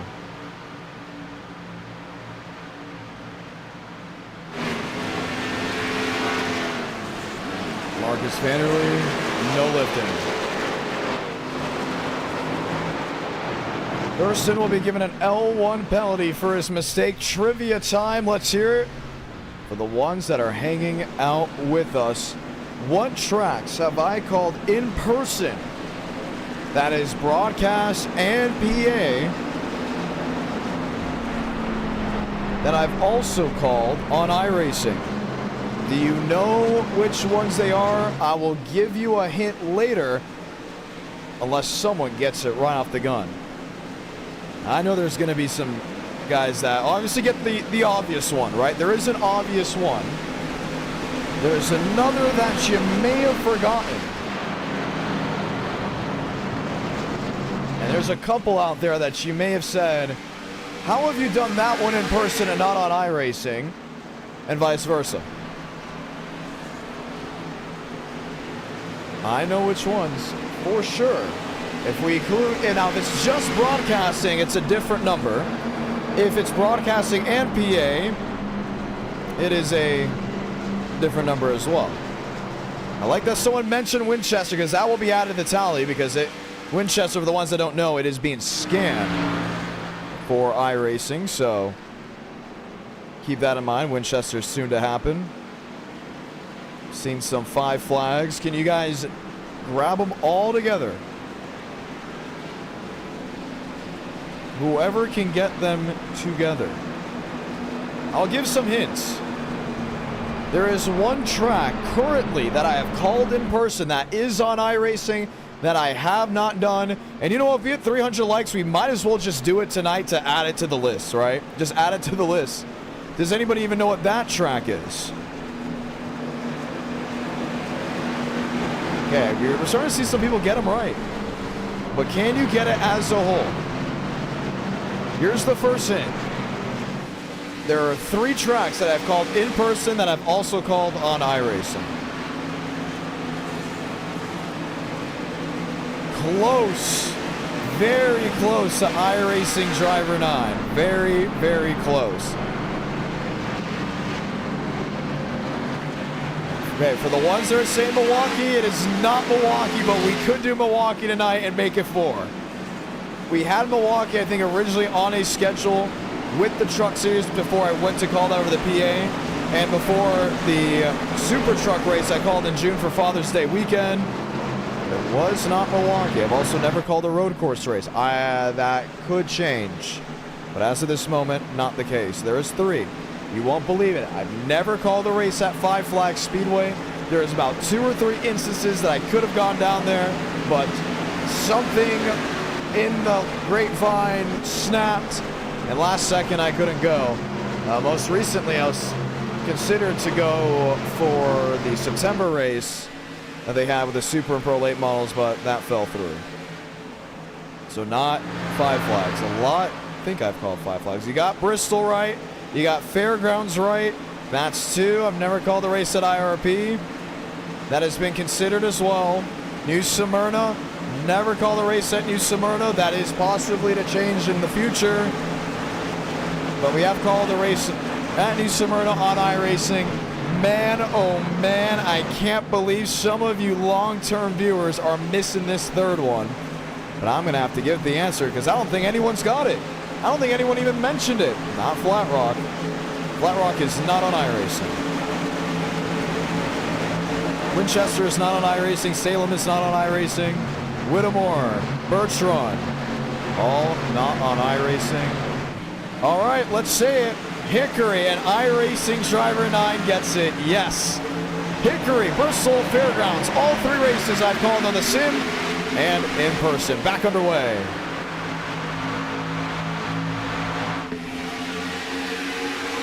Good before. We could see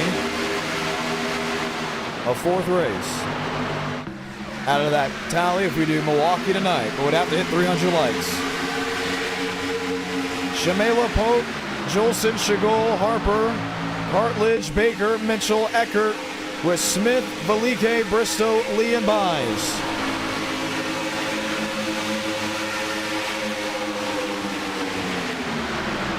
Everett Smith.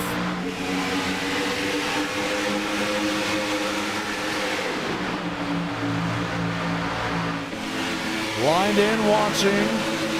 Aiden Walker, the race leader.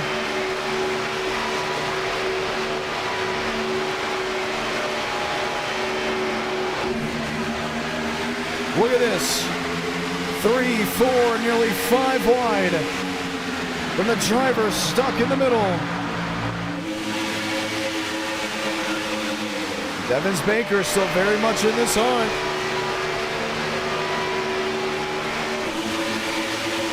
Harper to the inside with Ecker. Door shut, slammed on. That's by Aiden Walker. Most in 8th. Elvis in 9th. Devins Baker back in 10th.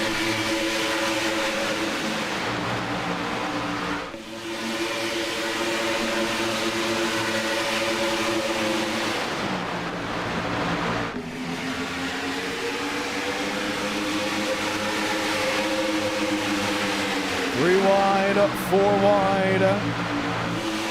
Jolson on the inside. That's with Harper.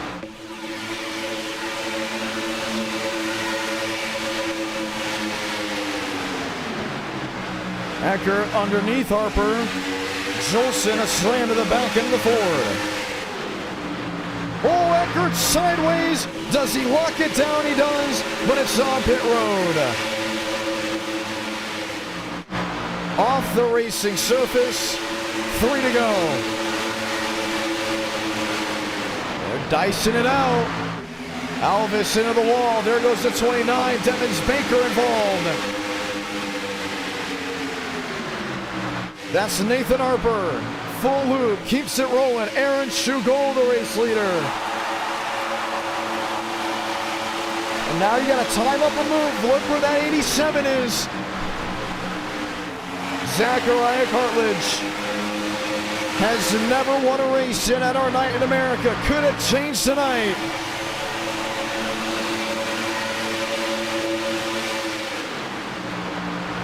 And Aaron Shugol, he's going to have to be mirror driving.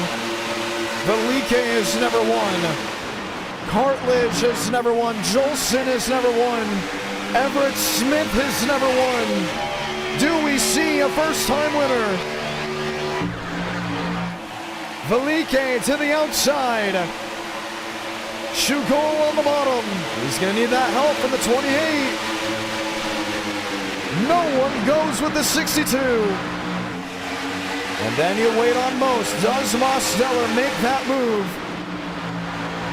This race is going to be official.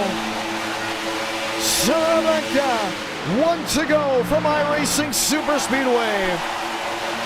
Thurston to the inside, muscles his way through. The 9 tries to block. Pope puts the nose in. Momentum loss, Aiden Walker around. Multi-car pileup. Down the backstretch, who's gonna win the race? Shugol blocking top. Mosteller backing up the run. Makes the jump to the outside. Now the inside. Shugol spins. Mosteller wins at iRacing Superspeedway. Thurston second. Zachariah in third. Lane Sanders fourth. Brody Pope fifth. Shamela Bristow. Freeman I almost said Van Meter. Like it's in person. Marcus Vanderleed and Matt Lewis with the top 10. Almost said Billy Van Meter. But Daniel Mosteller wins in a wild one right at the finish.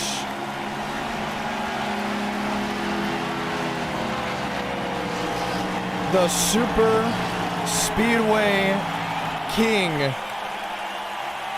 And when I saw him with 3 to go sitting there in third, you just knew it was going to be fun. And oh boy, was it.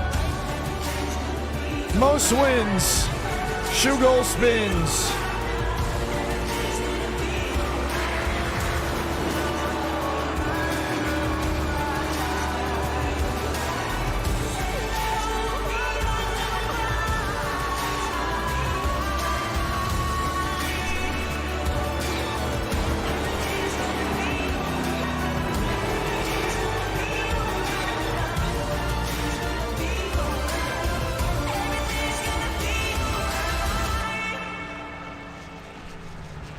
Still burn it down here on the front stretch and our night in America, feeling victories all year long. Another victory for that 87. We'll talk to him. We'll talk to the drivers. I'm gonna give it to Zachariah Cartledge, getting up there in third. Showing up, showing out. Checkmate, most wins. Demos, congratulations. Hello. I like how you're starting those now. Not with a let's go, man. That's what I'm talking about. Just howdy. Yeah. Walk me through those final laps. I can tell you right now, I see the viewers aren't happy, but if you take a look, he blocked. He blocked and turned himself across my nose, but I know that's kind of Block you once, shame on you. No, block you twice, he's going up in somewhere. Yeah, I was there, and he kept coming down. There's nothing else I could do, you know. I understand it's funny to call me Dirty Demos and all, and I enjoy it. It's funny, but that's not on me there. It's a block going for the win. I don't fault him for doing it, but there's really nothing else I could do in that situation. It's just it's a bad spot, obviously, being first on these. I believe Aaron Schugel's monitor was probably just punched out with that finish. He was less than, what, 200, 300 yards from a win? Yeah, he did a really good job there, playing his cards right. He got to the lead. And, yeah, he threw a really good block on me first, and I thought that was what won him the race, but I got back to the side there. And, we're watching the replay right now. Let's see the first one. He blocked off. You got into him. You go to the inside. Did he come down? We're going to have to get a better angle on that. He came down a lot. For sure, we'll see it again, but what a way to end this one out. And guess what? We are heading to Watkins Glen after this, a track that you've won at before. Was this race fun? Was it exciting? What was it like being in the cockpit? Yeah, it was fun. Going 250 miles an hour. It's a lot of fun. That first track, I got a meatball flag, had some vent steering, and I spent both cautions fixing all of it. Had a close call, and yeah, I went from like 25th to the second position there on the white flag, and I've been in this position a million times, being second on the white flag, kind of knowing what to do. When you're in that spot so many times, you know what to do, you kind of know what to expect, and I'm not gonna lie, Schugel, he schooled me, and I really thought he had it. Wow. Just a little too late, Again, I don't fault him for doing it, but I don't really understand why everyone's saying I completely cleaned him out, because that's completely false and everybody knows it. Well, also it isn't me. Oh, I know, but I wouldn't take it to heart. I think it's just because. No, I don't. I love it, and I love how we are. I love all the jokes that we do at NR. It's a lot of fun. Well, we can add a poll. Awesome. Should I add a poll?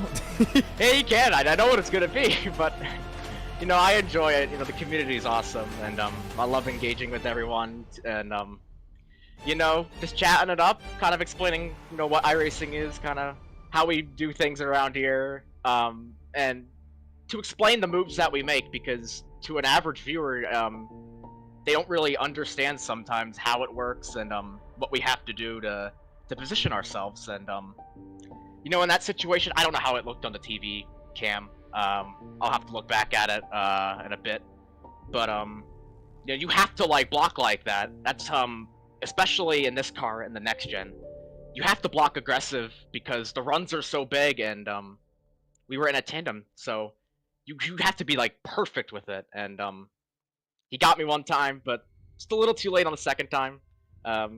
It is what it is, though. His win will come soon. He's been running up front a lot more as of late, so yeah. All right, well, we're closing in on that 300 like threshold. Do you want to see a race 5, and if so, where? How about we do a super speedway? Well, another thing, I don't know if you've been paying attention to the stream, but we did mention that if we did a race 5, we'd probably do it at a track that we've never done before, just so it'd be the 4th track I've called in person and on the sim. Do you know what track? I wasn't listening. It would be Milwaukee. Hey, I just want to say something. Oh no. Number one, I don't have that track. And number 2, I don't agree with the poll. I'm very surprised. It is 50-50. I'm very surprised. iRating cap is coming off for the race at Watkins Glen. Excited to see how this all shapes on up. Are you surprised that it's that close, or are you surprised that... whatever. Yeah, I am. I'm surprised it's that close. Yeah. Very clear what happened there. I don't know what you've shown, but you block, and you pay. I don't know what... Well, there's one more view we will see before we bring it back to the studio, but congratulations on yet another win. I believe you may be the most winningest driver in NR Night in America, passing James Thurston. Thurston used to hold that. I think Muvik even had a glimpse of grabbing that at one point, but congratulations. Most winningest driver. Always a lot of fun to see your commitment to this community. Yeah, I appreciate it. Shout out to all the viewers at home, and I'm looking at the chat one more time. I just want to address this because I love engaging with the community. Debating is fun. Scott Kazan, I think that's how you say the name. I have been in that position where I have been wrecked and turned. Yeah. Hey, Shuggle's in the chat too. Look what he's saying. See? All you viewers, look. Just look. Shugle fun racing with you if you're hearing this. That was a lot of fun. 10 out of 10. I appreciate him coming. I appreciate him coming into the chat and saving me. I love NR. You just got his endorsement. Thank goodness. Wow. Fun race. This is why we do this, right? Always a lot of fun. It would not be going on still if it wasn't fun. And honestly, the drivers are making it a lot of fun to call. Excited to get back at it next Tuesday. Next Tuesday is the only stream of that week because Friday, Saturday, and Sunday will be my final in-person broadcast. I can't believe the season's already coming to a close for me personally. I feel like it just started back in January. And it's going to start again in January, so it's not like it's a huge off season. But it will, you know, sprinkle in person, and then it goes hard, bam, bam, bam, bam, week in and week out. But yeah, iRacing is what it got it all truly started, and always still great to see the great driver count. How has it been like racing in NR as of recent, Demos? It's been a lot of fun. Been winning a lot more race ones as of late. And yeah, and you know, in these super speedways, remember I've had a long history of wrecking people like crazy for wins. I mean, just like right there. No, I'm just kidding. I'm kidding. You know what's great about this is I think for the first time in a long time we're having this conversation, and I know I did nothing wrong. Can I go back, show the whole stream your first NR win? Oh my gosh, it is atrocious, man.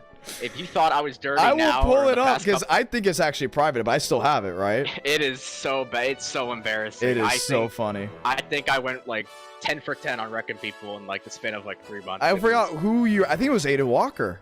I think it was Aiden Walker. I have wrecked Scott Irvin. There was the one at Daytona that you were side by side with him, and you absolutely just pulled down. Yeah, I remember a lot of these, which was hilarious. I think actually you've been in every e-ticket but one. Oh, that could have been trivia. Yes, it is. Let's see if people know. What's the one e-ticket Demos has missed? It's 3 actually. What's the 3 e-tickets Demos has missed? Okay, I thought you. I know the one for sure. The first one. I'll give them that. You missed 3? I thought you missed. I know there's also Garage Guys. There's Garage Guys. The first one. What was the third one? Now I'm gonna have to figure it out. It was pretty recent. Aha! I do know. I know which one you missed. Hey, well, I'm not gonna say let the viewers get it. Yeah, while the trivia is going on, happy Halloween to all the drivers. I won't be racing on Tuesday, so hopefully everyone gets some candy that they all like. Yeah. Pretty cool. Heck yeah. Pretty cool indeed. Make sure you guys brush your teeth after. Don't get any cavities. It's gonna be awesome. It's gonna be awesome. It's been a while since I dressed up for Halloween. I have been asked to dress up for Halloween. I don't know what I would wear. The last time I dressed up for Halloween, the Red Sox won the World Series, and I remember that because it was in 2013. On Tuesday, you gotta get a big banana costume. Or you're gonna wear that. No. I think it's because I'm gonna be doing stuff at the track on Halloween, and people wanted to like dress up, and I was like, I want to dress up. Maybe, I don't know. I don't know what I would dress up as, honestly. It's been a while. I think you should be a banana. A banana. That would be a good. Look at another huge car count. This is incredible. Loving this. We're gonna have a great bump day. Did anybody get it yet, Demos? Did you see? And Josh Kenyon got it. Indiana 500. You were bumped out of that race due to illness. Illness, yes. Which is very, very unfortunate. Do you have any e-ticket trivia that you can give me that I can see if I can get? You gotta have something there. Because there's been so much history in e-tickets that everyone else has like their own little trivia for it. Shoot, I don't know. I think you can. There's gotta be something. Usually I'm good with these NR stuff. When the driver intros were a thing, I think like 2 hours before the e-ticket, Tyler was like, I need you for these driver intros. And Yeah. I knew every single driver with. What if I gave you e-ticket trivia? I could probably answer it. Really? Okay. We'll play the game. Chat versus Demos on who can get it right first. Obviously, there's going to be a delay, so you probably have a little bit of upper hand. But only one person has to get it there versus you having to get it. Okay, ready? Yep. Let's see. I'm not trying to go for an easy one that I know you would get right off the gun. Man, this is going to be interesting. Oh, I think you're going to get this. Which e-ticket had the least amount of miles ran in it? Ooh, that's right. Oh my goodness. Oh my goodness, the chat may get it. The e-ticket with the least amount of miles. No. What's the name? Is it 100? No, that was 400 miles with one caution. There's no way it was 400 That was 400 miles. It was the shortest in time, I think. Or maybe not. You don't know? Are you serious? I'm surprised you don't know this one. Oh, I'm surprised the chat doesn't know this one. Wow, this should have been like the first question of the night. I don't know. I gotta think back.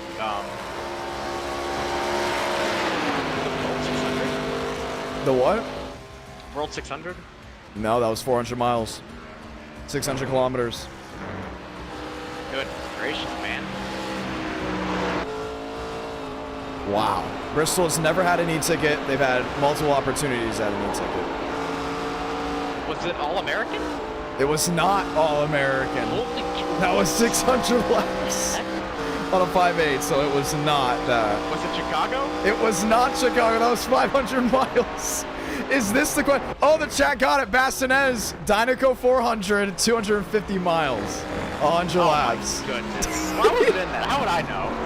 You watched it. Oh, I just spoiled my thing. Wow. So chat got one. Chat got one.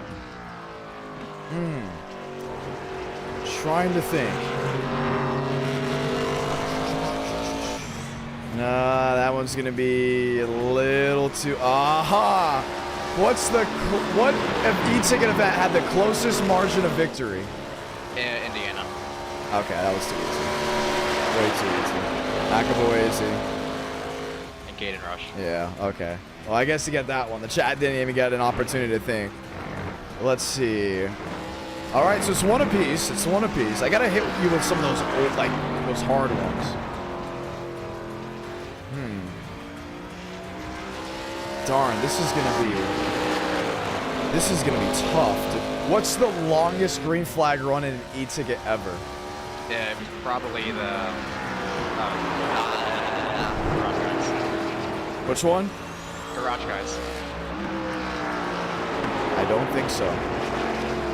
Probably whatchamacallit, the All One Hot Night.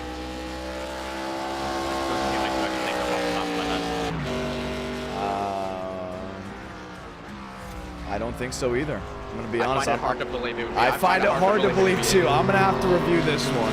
When did that caution come out? It depends on when that caution I know come out. the wreck was Swaggy and Lane. I remember that. And I'm talking about in miles, not laps, by the way. Miles, not laps. It might be Indiana. don't think it's Indiana either, no. I don't think so. Come up with some great questions. I can't qualify. There was, here's a hint. This long green flag run was longer than the amount of miles completed. I believe the amount of miles completed in the All-American 600. And it was definitely longer than the... It's definitely longer than the Dynaco 400 combined. I have no idea. 2024 NWP 400 was actually pretty close. We had a long green flag run at the end. Oh, I wish I was part of that. Anybody know? Anybody know? You wrecked out. Anybody? Wow. It is great. We had a great driver count for this one. That's your takeaway right there. And the only reason I think it's this one is because we had an exact amount of miles completed in it. And Jared and I were dead tired because we had no brakes. I'm struggling to think. I don't know this trivia question. Come on, chat. You can get them. You can get them right here before we start this race. We're going to start doing this with drivers. You were asking me all these trivia questions, and I'm trying to qualify on a road course. Like, this is so hard. The chat has to get this one. There's no way. I've given up. I don't know. Really? Come on. Best 2 out of 3. The chat is right here before the start of this race. Come on. Yeah, this is the only W the chat's going to take tonight. 2. They got the first one. I did not wreck you. That's not a W. No, I'm talking about the first question. Oh! I don't know. I mean, the Freddie Bassett Not the World 600. That was actually, I think we had the least amount of green flag runs in that. Was that Alabama? Alabama was not. It was also close. We've had some e-tickets that have been like really close. Like we've had long green flag runs in our events. Was it the 05 500? No, definitely not the 05 500. Could not hear you on that. Say that again. Homestead. It was not Homestead because this Charlotte? event was 500 miles. Oh my gosh. Oh my goodness. Was it Florida? It was not Florida. The amount of miles completed were 328.5 on a green flag run. Garage Guys? No. What on earth? Are you kidding me? It was not a super speedway. Was it the Chicago race? No. Oh my gosh. Come on. Come on, you know this. For the ones just joining us, the longest green flag run in any e-ticket. It went to the checkered flag. Indiana? No. No. Was it the fairgrounds? No. Oh, that race was riddled. Oh, Darlington. No, it's not Darlington. Not World 600. I might as well just keep this one waiting until the end of the race until I see someone get it. I cannot believe this. Someone's going to say they said it, but I'm reading the chat, I'm hearing Demos, and I've yet to hear that word come out.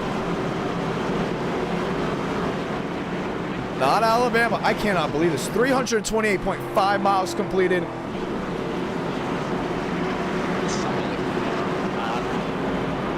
You guys are, nobody's getting this? Wow, I love trivia. Is it Vegas has never had an e-ticket. Is it Race Jam? That's not an e-ticket, that's a tournament. Yes, to the chat. Bren Dial got it. Auto Club California 500. It was great. Don't even. That was a great e-ticket. You had the best of the best. Oh, yeah. We had great racing. Okay. That was a fantastic e-ticket. It showed who had the best skill. It was the California 500. I love the event. It was great to call. 328.5 miles. Lick the stamp. And you had a new e-ticket winner. Congrats, Duke, on your first up in NRI America. That was awesome. I'm going to drag you back. We're going to have more of these in the future. Good luck, Demos. Enjoy the stream. Let's go racing from Watkins Glen. This is what we're doing now for our intermission. Just trivia like this. That is awesome. Aiden Walker, William Schmidt get the Godspeed drivers to go toe-to-toe, wheel-to-wheel, and turn left and right. Toyota on the outside will light the fuse from the Finger Lakes region of America. Watkins Glen for the dash to turn 1.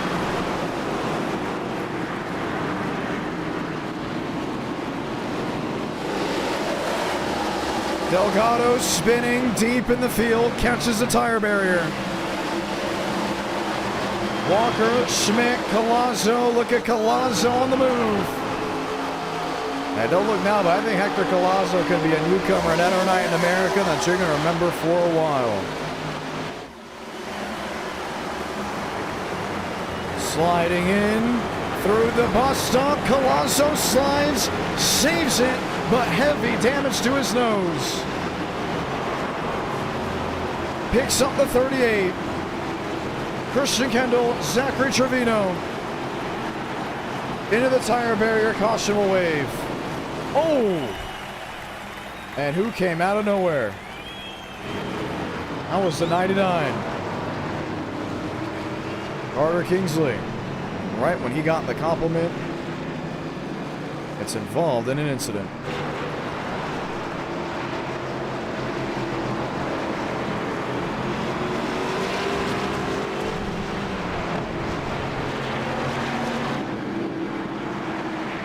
A lot of damage to those machines, and it all happened right when they were getting in and out of that bus stop.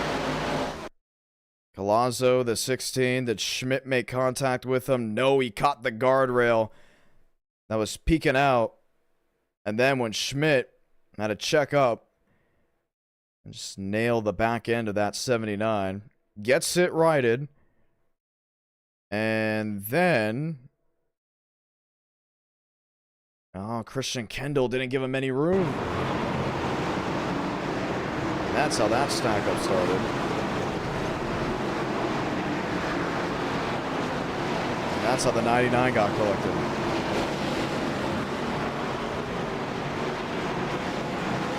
Jonah Espy. Got into Carter Kingsley. With not a lot of room to work with.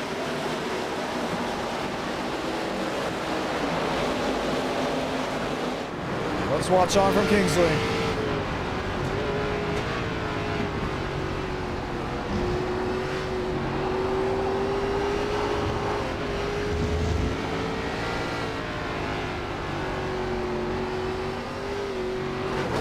Just overcorrected. Didn't even see it coming. Zachary Trevino, the first retiree of the race. And just as quickly as we got started, we have now come to a roll. NR9 in America, feeling victories all year long. We've had 2 races with 2 different winners. And we'll get ready to get this one restarted. Walker, Schmidt, Austin up to 3rd. Verpage is there in the 4th position. Mosteller, Thurston as well. Let's go ahead and talk to Gavin Austin. Austin, John Ramos, you have a copy. What's up, John? All right, caution early on gives us another opportunity to restart. How many spots did you make up just on that alone? Let me give you that information. From 5th to 3rd. So yeah, 2. Yeah. How important is this restart going to be for you? Pretty important. I know I'm not the best at road courses. I've done well with the Gen 4 here. I think I finished like 2nd or 3rd. ARCA feels pretty similar, just maybe a little bit. I don't know, maybe a little bit looser. I don't know. It depends. We'll have to find out. But overall, the car feels pretty good. I got in Hector after River spun him there, trying to avoid Hector, so I might have a little bit of front end damage. I'm honestly not completely sure. But overall, the car feels pretty good. 3rd place, like you were just saying, restart.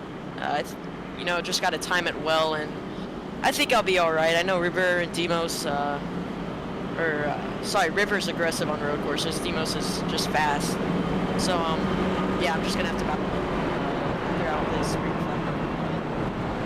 Alrighty, well, We'll get ready to get this one restarted. We will get the one to go this time. So it's going to be Walker, Schmidt. You'll be restarting the choose inside, outside. Which one are you choosing? I'm going to do inside. We haven't been doing a choose code simulator at all, actually. So. Oh, everyone's just been choosing inside or outside. Yeah, no, it's just what position. So normal. All right. Well, we're ready to see what you got. Good luck. Thank you, John. Gavin Austin will pull it to his positioning. That's P3.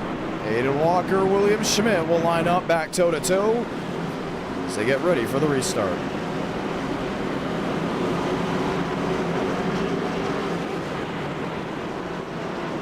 Pace car gets ready to make the hard right onto pit road. We'll get ready to try it again. Restarts on a road course are hectic, tempting for very many. But for others, another chance at picking up spots. Walker gets the launch back underway.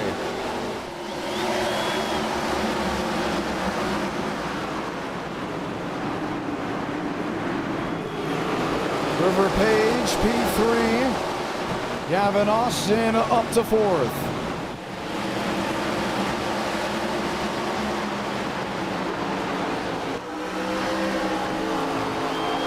Mosteller, P5. He's lined up. That's with James Thurston.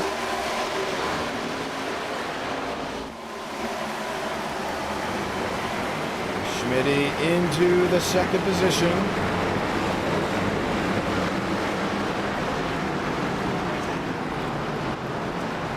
All through the carousel. 2 tenths back.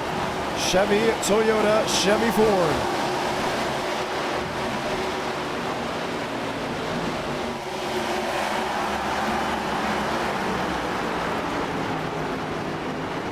.21 laps remaining. The first driver to lead a lap under green will go the way of Aiden Walker in his Chevrolet. William Schmidt, watching on from the second spot, was not able to grab the quarter panel. Everyone else runs their way off turn 7 to lead them back to 1.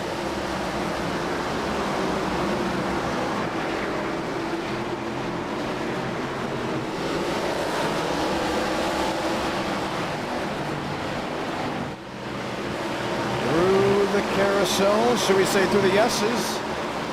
Raul Alvis there in 9th, Jolson there in 8th. Josh Kenyon in 7th. Gavin Austin has not seen a lunge just yet. Now the driver that won his first road course race as of recent was William Schmidt. That came from Sebring. Schmitty now sits 3 tenths back to Aiden Walker. Page sits in 3rd. Gavin Austin sits in 4th. Mosteller sits in the 5th position, a 2.5 back, with James Thurston, Josh Kenyon, Jolson, Alvis, Lee, Byram, Hankins, Vietu, and Barbagallo rounding out that top 14. Ethan Eckert being in the 15th spot. Out of the 40 drivers that took the green flag, we have 36 still running on the track. With the correction, yes, now 34 on the lead lap. There's Gavin Austin. There's Daniel Mosteller. Late on the brakes goes to 9. Standing on the brakes goes to 22. And James Thurston, you'll have the 22 in the gun sights.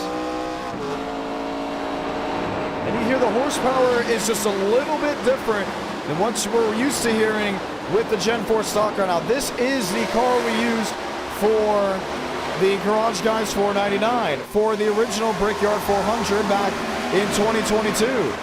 Then iRacing, as of recent, they gave us the Gen 4 with the high horsepower, mainly based off of 2007. And when we tried it on the road courses, it was not a fan favorite to a lot of the drivers. They said it was nearly undrivable. The setup wasn't working right. So that's why we've gone to the ARCA Gen 4. That's why you probably see the racing as tight as it is.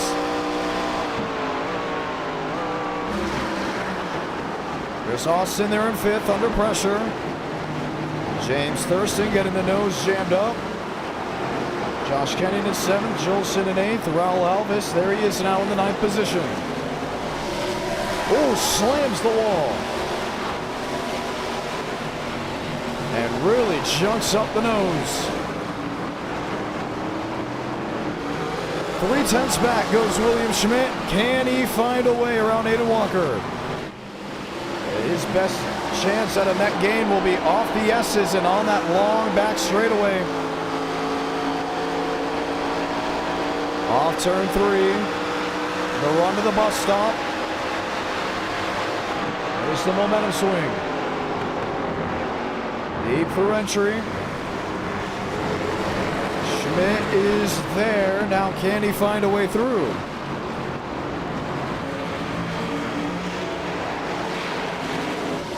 All over the back bumper. Looks for a jostle, looks for a move, not gonna get it. You saw James Thurston going wide and into the grass. But will carry the momentum to pass Gavin Austin. Austin will take it right back.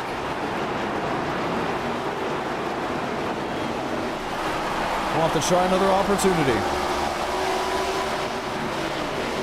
Schmidt B2 with 19, make it 18 laps to go.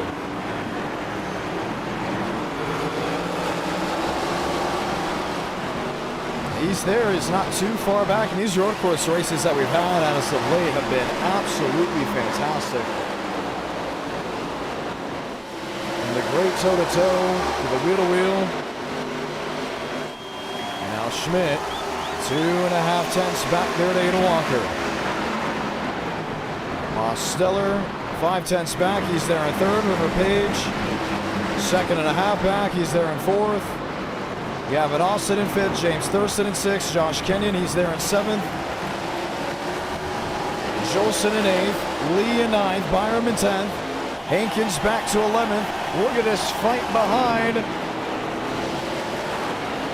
Josh Kenyon. That was with machine behind Jacob Jolson. 3 drivers under a blanket here at Watkins Glen. 17 laps to go.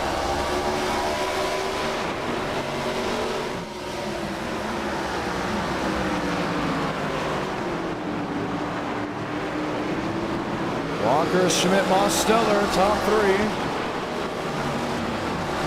Thurston, Gavin Austin, 4th and 5th, 5th and 6th. Walker has led the majority of this race. He's loving what he sees. He's had it all in his gun sights from the beginning, but the drivers behind him are filling that mirror. Schmidt has yet to lead a lap and knows that opportunity is coming in a swift position.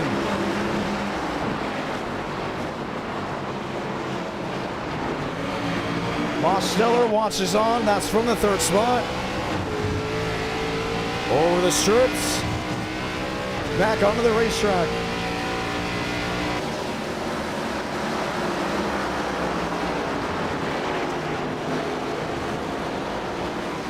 The sun glow from turn 6 to turn 7. And when it's tightly packed like this, you know something's going to go right. Watkins Glen, one of the better tracks that NASCAR goes to. On the schedule, a fan favorite, sells out every single year.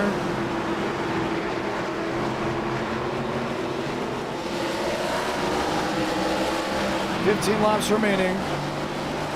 Josh Kenyon, Jacob Jolson. These two fighting, 7th and 8th. Give it to Marcus Vanderlee. What a race he is having. Vanderlee up to 9th. Riker Byram up in 10th. Alonso, Vietvu there with Hankins. That's another fight for position. That's 12th and 13th. Armagallo in 14th. Douglas Newbigging in 15th. Jackson Byes, Isaac Hendricks, Cody Meadows, and others.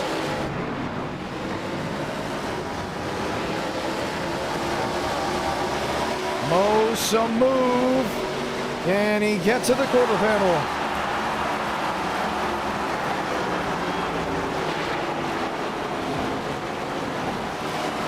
We have yet to see overtime tonight. Will it come from Watkins Glen?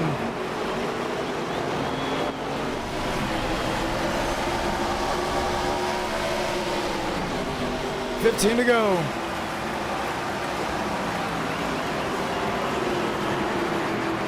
Walker, Schmidt, Mosteller, Page, Thurston, Austin, Kenyon, and Jolson.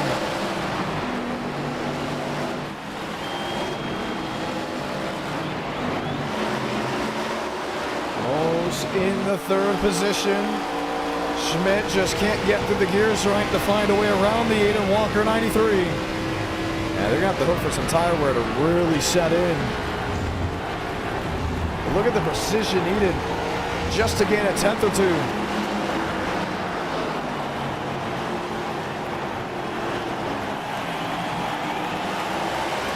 Mosteller creeping in the back bumper. Wanted to get him on that end of the speedway.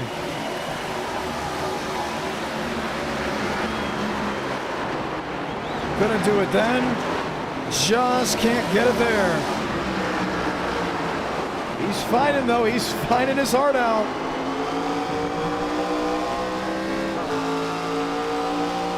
"14 laps to go. Top three under a blanket. Nose to tail. Back to turn one."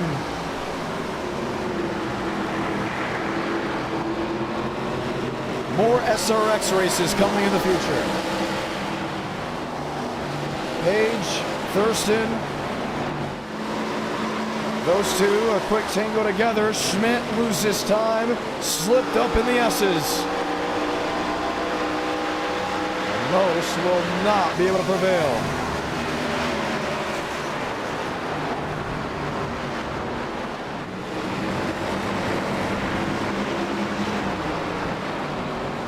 He's there. I mean, he's just right to the back bumper. You tell that he wants to move. He wants to see the inside lane work. But forced to jump wide. 14 to go.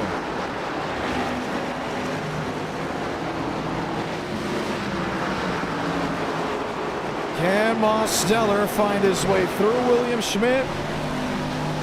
Or can Schmidt go out there and catch Aiden Walker? I think it's going to come in the form of that 9 passing the 79. But what a fun battle it's been to watch.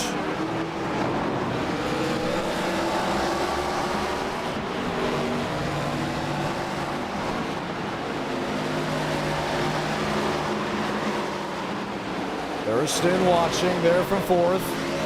Knowing a spin up front will most definitely bring out a caution. Here's Mosteller, the move off the S's. Peeks inside, bails out of the throttle. We caught Schmidt looking. All over the back end of the Toyota. Wide through the carousel. Slip up by Schmidt. Advantage Mosteller.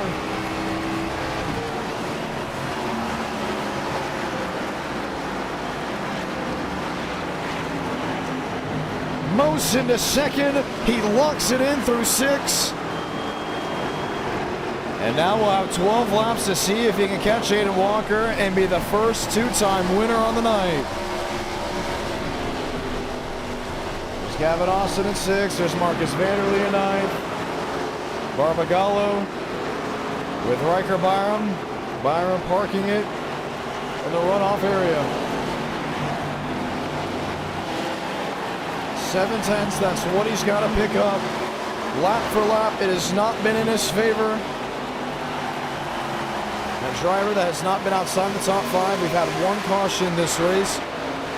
Came from the initial restart. Now you're starting to see lap traffic become a factor. Half a second now. And this is the part of the race where you say, I don't want to see a caution. Why would I want to see a yellow come out?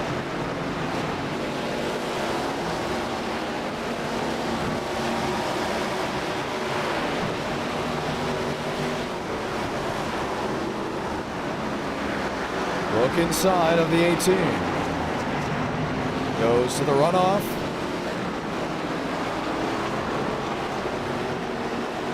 Aiden Walker has 11 laps to hold off Mosteller, and already he's doing it in a very good way.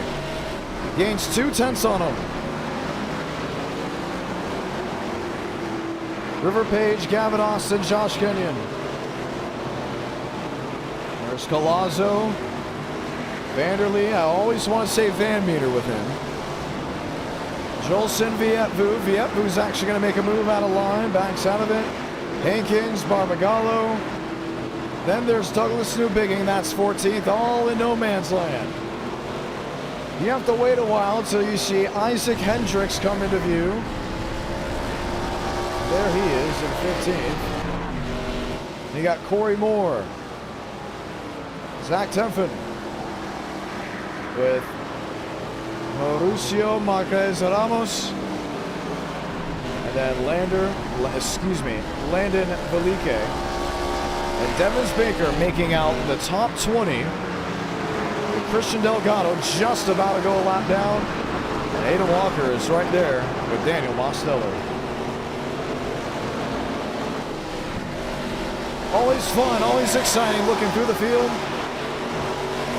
Multiple drivers out of this race, but 40 did take the green flag.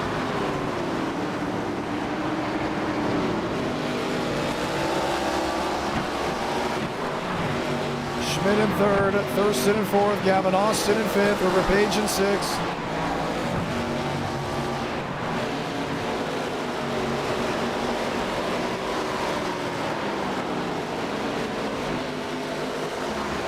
Seven and a half tenths, the difference between Aidan Walker and Daniel Mosteller.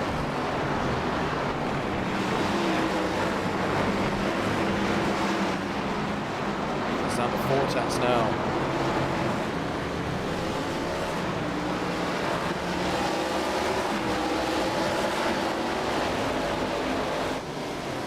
Half a second.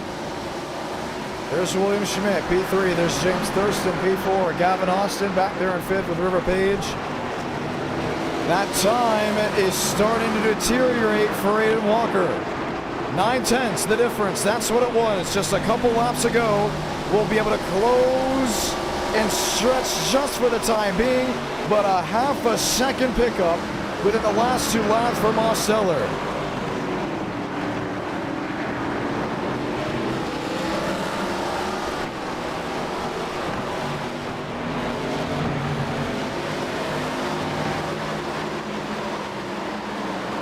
You hear the tires screeching as they fight it right through the S's.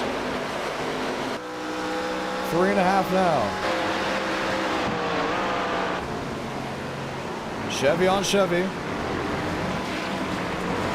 Walker in his role. He has led every lap so far, but just like Sebring with Schmidt, it's going to come down to the final lap because Mose is there and he's ready to fight.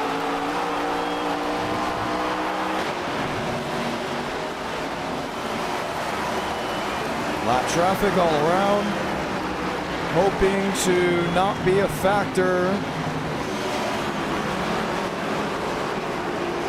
Nice squeeze inside, he pulls alongside him, door to door.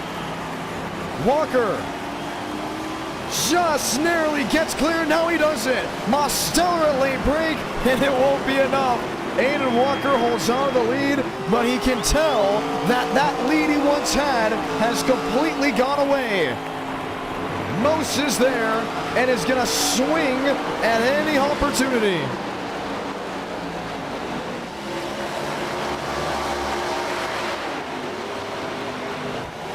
Will be 7 to go. Another draw out of line.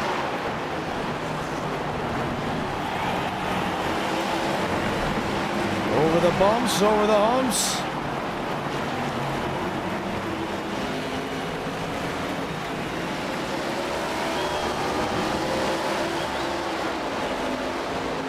Looking for what's it gonna be.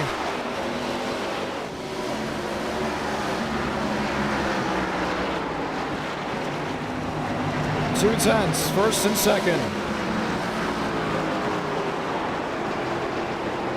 There's Schmidt, there's Thurston. That's going to be the battle for third. With 7 laps to go, Thurston gets into the wall. Now all eyes continue to look forward. River Page, Gavin Austin, that was 6th and 5th.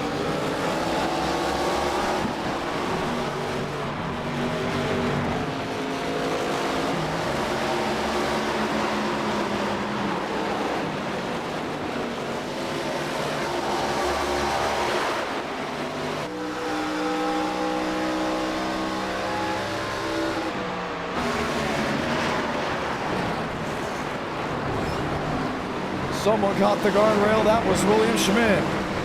trying to hold off James Thurston. Thurston getting aggressive. Oh, nearly got underneath him. This is why you watch road course racing. Walker has to be perfect on the defensive side. Mosteller has to be perfect on the offense. And Schmidt needs to run away from Thurston, who has sent the hook and trying to reel him back in.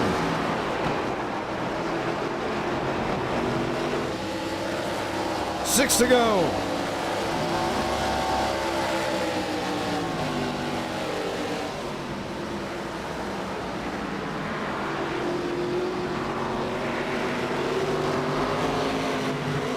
Walker loose.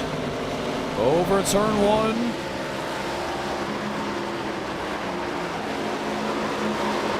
Mosteller fighting the wheel.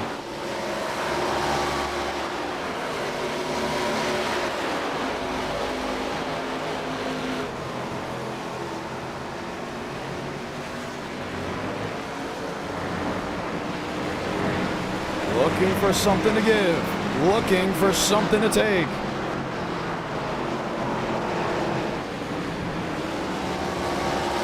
Laps are winding down, and that lead that Walker had a couple laps earlier before Most got to the bumper is starting to come back.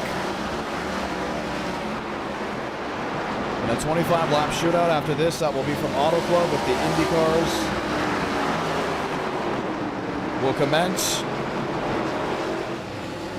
Road course racing, always a treat, always a delight. And now we've got 5 laps to decide if Walker will make the mistake, if Mosteller will get back on the horse. Look at Thurston, puts the bumper right to William Schmidt. Schmidt gets loose. Thurston the advantage to the S's. No contact. And now it'll come down to if Schmidt will take lightly, or lightly should I say, to that incident. Thurston pulls away. Schmidt 3 or 4 car lengths back.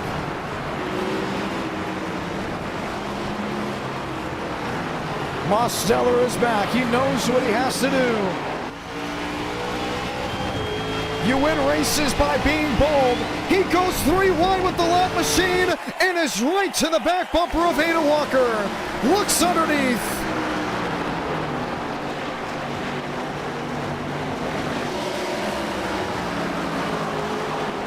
Almost got him, but Walker is still nearly undefeated in the mirror driving. 4 to go. Oh my goodness. Can't you believe it? Back to back on the scene. Peach Vibe Celsius wanting 1 win on this Friday night. Walker racing in the Legends Championship at Nashville Fairgrounds. That's next Friday. Time on the sim to get him ready for that. A win in NR. He'd like to have that before heading out west from Knoxville, Tennessee to Nashville.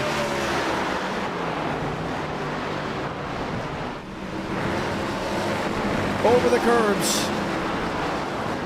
Trying something new, whatever is new, if any at that. Mosteller will peak, but will be too far back. 3 to go. James Thurston is closing his gap. He will need the top 2 to get into it to stunt any momentum that they once had to then maybe be a factor. He's going to be hoping for a bump and run out of the 9. Time ticking.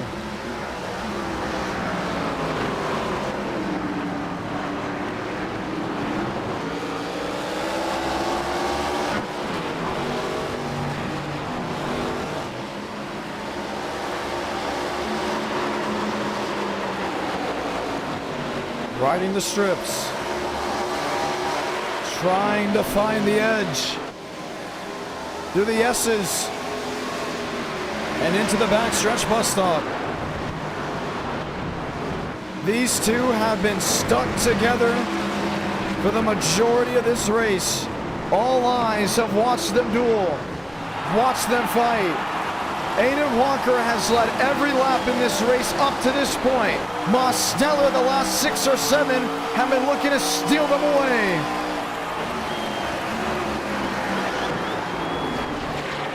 You stay up late, you watch sim racing for the unpredictability, for the what's gonna happen the next lap. Just 2 remain. The top 2 are stuck nose to tail. And a third place driver is hoping for them both to be beached in turns 6 and 7.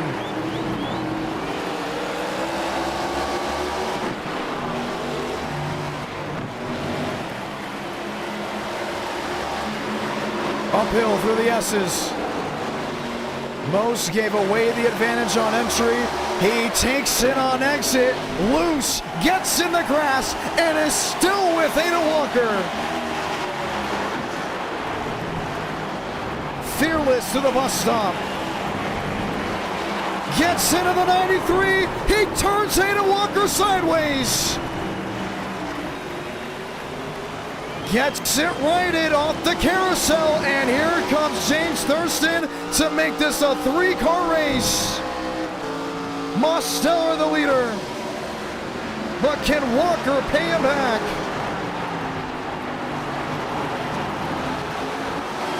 Wide to the chute of 6 and 7. And if it's gonna happen, it's gonna have to happen now. Salamanca, 1 to go from the track up in New York State.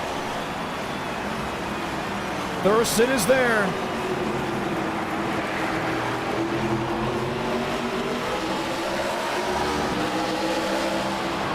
Now Walker has to deal with the pressure from behind, but victory in front of him. You can see the 9 get loose. Uphill through the S's.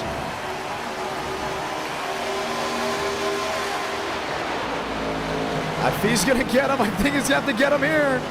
Final time through the bus stop before turn 5. Net gain 93. 1 caution in this race. Then the long green flag run. You've watched the battles, you've watched the fights. But it's gonna come down to the moons in 6 and 7. No lunge in 6. The chips in the middle to the final corner. Aiden Walker will be too far back as Daniel Mosteller will steal one from Watkins Glen. Most victorious, Walker 2nd, Thurston in 3rd. They'll race behind him. They're Schmidt in 4th, Gavin Austin 5th. The fight for 6th, and they wreck for it. Page goes wide and goes upside down in the process. Josh Kenyon will get 6th. Jolson 7th, River Page 8th.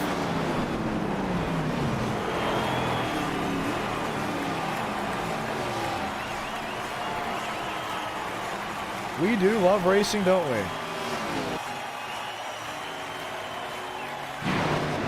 And that time, I think Mose got him. No doubt about it in my eyes. I think Demos gave him one heck of a time. Let's watch back.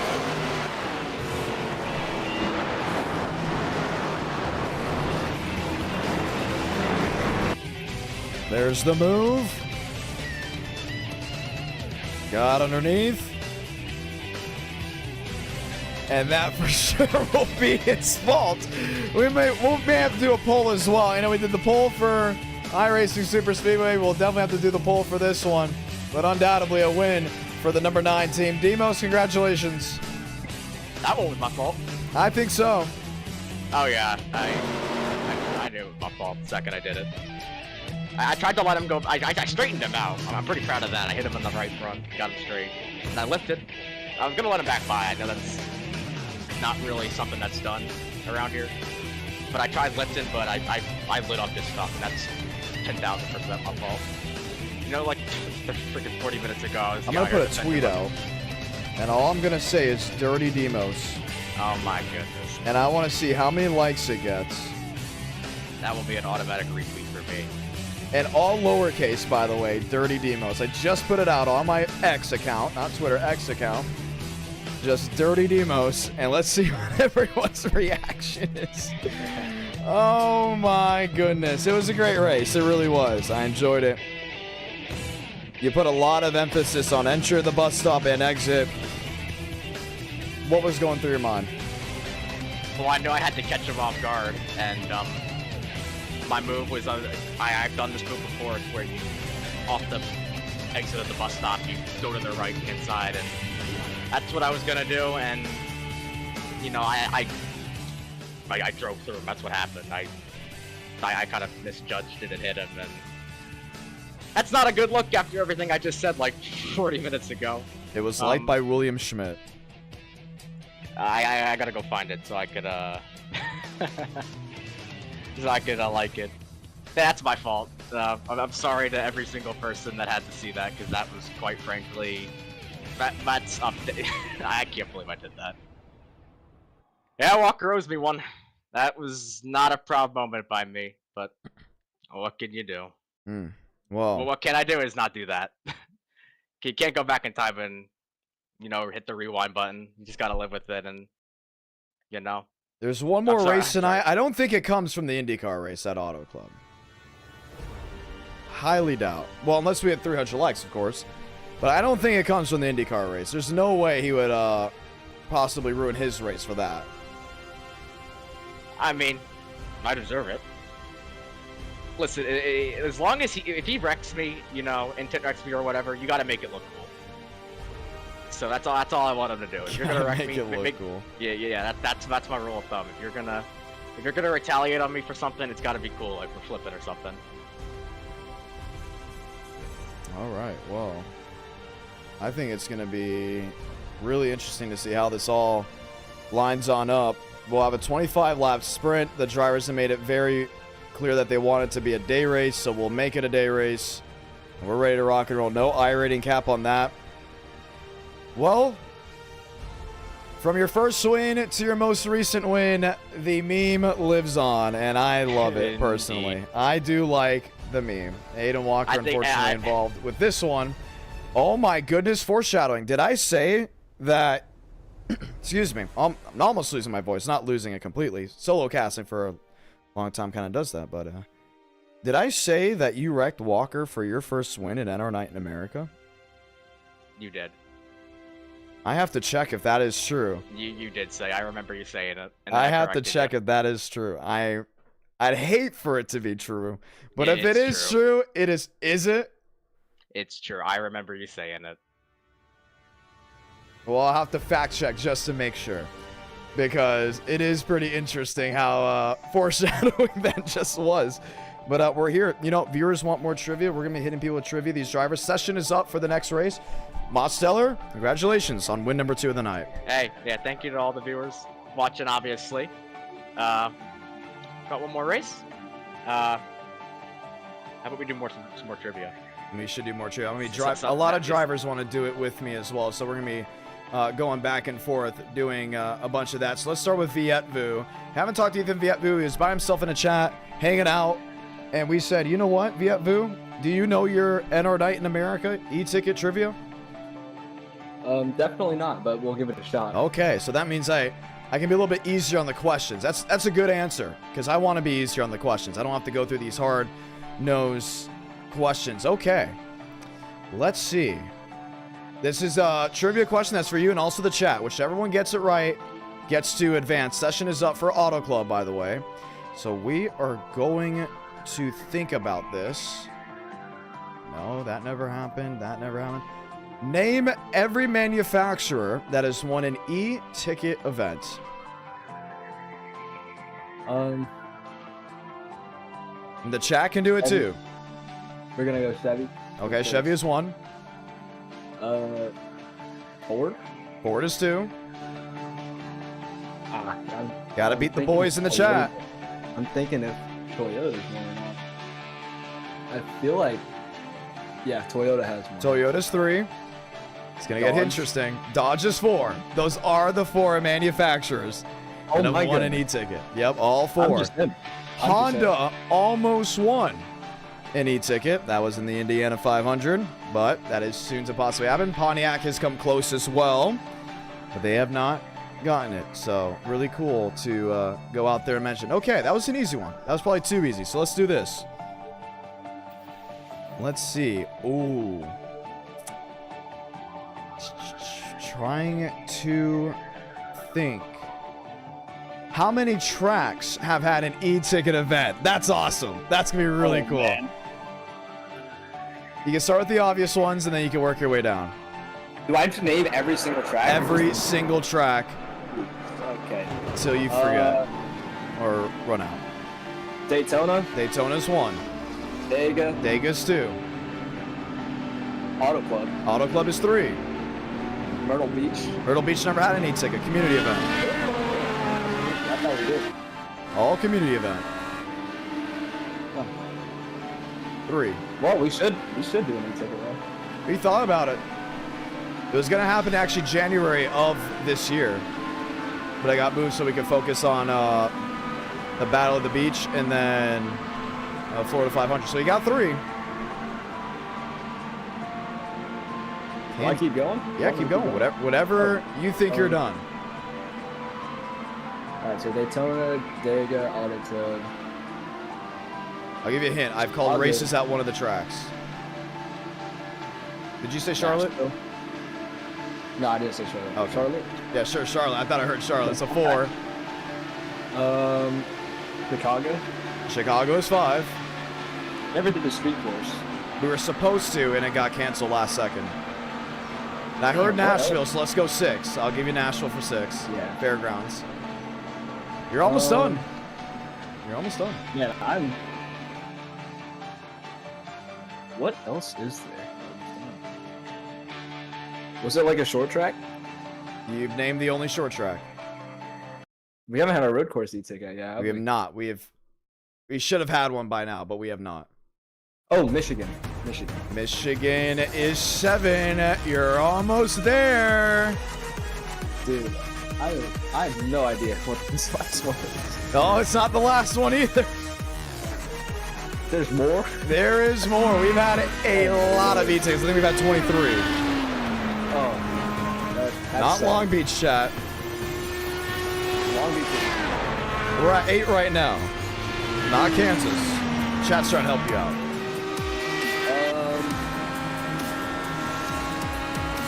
Oh, Bristol. Bristol never had one. Really? Yep. Alright, please tell me you weren't watching me on screen for this there.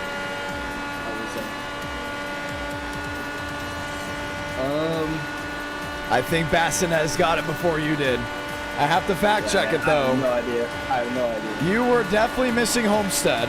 Oh, Bassinez was missing. No, Homestead's there for Bassinez. You're missing Homestead and Darlington. I think those were it, but Bassinez, yeah, he got it. Yeah, I shouldn't. Bassinez is carrying the chat, man.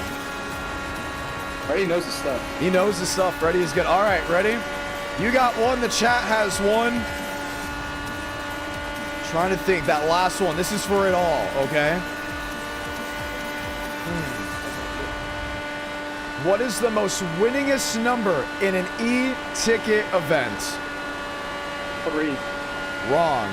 A 3 has never won an e-ticket.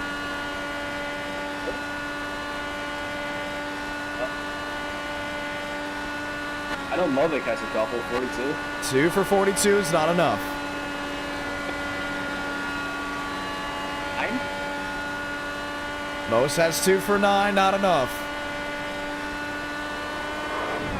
I'm thinking. Who had those e-tickets? Hint, it's not by the same driver. The 20. 1 e-ticket won by Wyatt Tinsley. Man. The 1 car? Never has won an e-ticket. Oh, excuse me, the 20 has 2, that's right. Anthony Burroughs, but still not enough.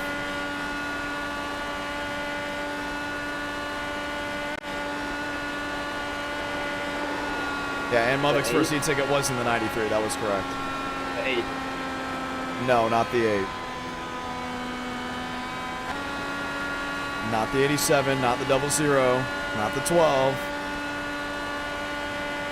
Surprisingly, not the 48.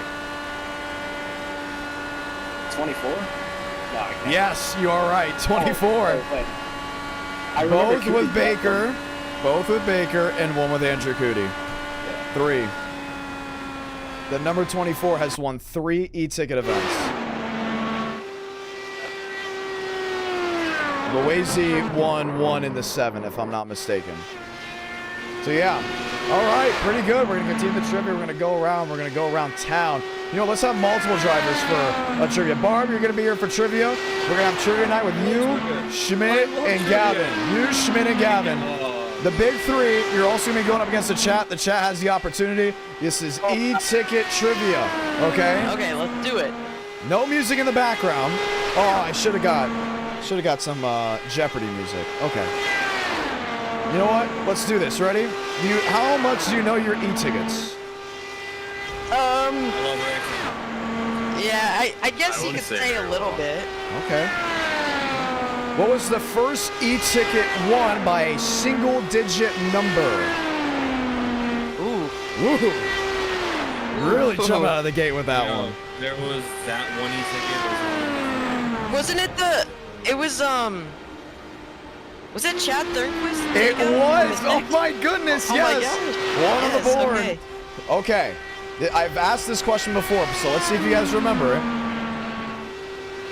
Who won Dodge's first e-ticket event? Ooh, that's kind of tricky. Yes, it is! William Oh my Schmidt! goodness. One on the board. Barb, Okay, come that on, is- lock in, Barb. I don't know. I don't know anything about e-tickets. Oh my goodness. That's crazy. Dude, I don't know. Demos can name like a single lap from a random driver from any e-ticket and explain how like he messed up. That is awesome. Because e-tickets are worthy. Let's see. Oh, they are worthy. We're going to grid up, so we're going to get this before the end. Let's do first one to 3. First one to 3. Okay. Let's see. What was the first? This is an easy one for both of you. The first e-ticket to not be a super speedway. Nashville? I don't know. That was it Chicagoland? No. Really? Yeah. Oh, Charlotte. Charlotte, 600. 2 on the board. Yeah, 2 the on the 600. board. All right. All right. I flipped in that event. Yeah. You did. It was the first I e-ticket started to not be marked a in that super event. speedway. Let's see. Trying to think. Did you hear any of the trivia questions at all as of recent? No. What's the longest green flag run in any e-ticket? Just name the event. Probably the Garage guys? No. No, probably the I can't think of. You counted it as an e-ticket. The NR Cup Series race What at hot Chicago. night was not. Oh my goodness. Really? Yes. Chat, don't spoil it. Chat, don't Let's see. spoil it. Do not spoil it. Was it the 500 this year? 500? It was not the Yeah. Indy 500. What? Was it Homestead? 328.5 miles all the way through. Oh, Coke 600. Coke 600. No. What? No. Was it Homestead? You know, all right, we have to have a limiter on how many you screw up. Wait, because was you're it- about to just go through every e-ticket. Wait, what's the 400? Yeah. Alabama 500? No. I don't know. Is it not the 400? It is a 500. Oh, dude. Gavin, you have one more shot because if you get this one wrong, you've gotten so many wrong. So. I brought out the first caution there. That's why I thought it was the 400. You did bring out I the didn't first do this, caution. so I'm honestly not sure. Was it the NR Cup Series 500? No. I was in that race. Oh. All right. Come on. You gotta get this. There's no way you don't get this. 38 drivers in this race. I before. remember breaking the record at the moment when we were doing Garage Guys, but I don't think that's it. At one point it was Garage Guys. It happened in 2023. Didn't have a lot of e-tickets in 2023. In fact, we had 5. We had 5 e-tickets in 2023. Not Talladega. Oh my goodness, we're rolling off. You said it was a 500? It was a 500. Was Come it? on, you literally know this. Michigan. No! Oh wait, was it Auto Club? It was Auto Club. I would say we're here. We're literally here. Yeah. Gavin Austin. It's a freaking Walmart now. Oh. Unfortunately. It's going to be a short track. I still have faith in the short track. Oh, project. short track of the next gen. Yeah, I can't wait. Okay, we got to track Barn back. A little bit loose today. Very loose. Good luck, guys. Thank you. Thank you. We're going to start doing that more. We're going to get 3 drivers in a chat, and we're going to have them do NR Trivia. Because NR Trivia is fun. F-U-N fun. I'm surprised that people do not know Auto Club has the longest green flag run. All right, here we go. 25 laps, 38 drivers. Get out the scorecards. Because it's going to be fun. The last driver to win with this car track combo, Zachary Truly. He starts 4th. And the pace car will get ready to make the hard left on the pit road for us to go California Super Speedway racing like you've never seen it before. Open wheel action in NR. Let's light the fuse from Fontana.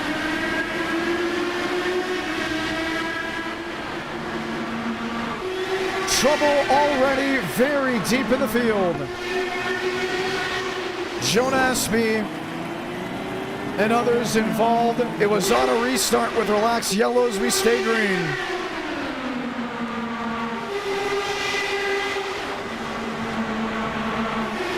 Four wide, 5 wide. You've already seen it. And it's going to stay that way for a while. One in the grass. May have been River Page. Page gets it right in it. Shamela's the leader. This is daring. This is treacherous. Kendall, contact. You saw it there. Still 3 wide. Still jostling for spots.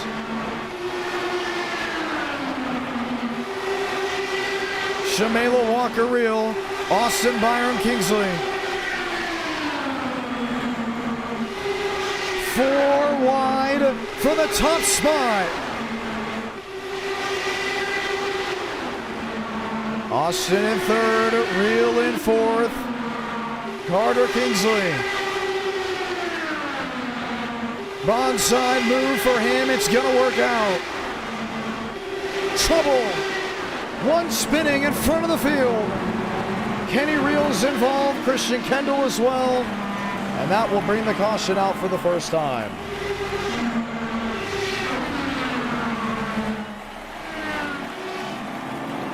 Riker Byram.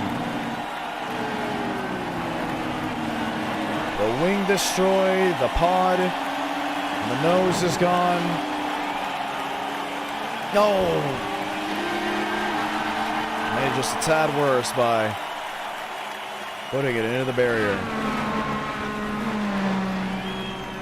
Didn't take long for us to get the first caution. Let's see how it happened.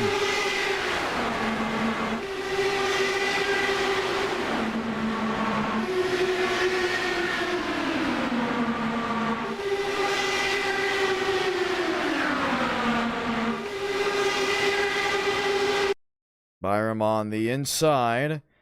Got the left sides on the seam and had actually nothing to do with it.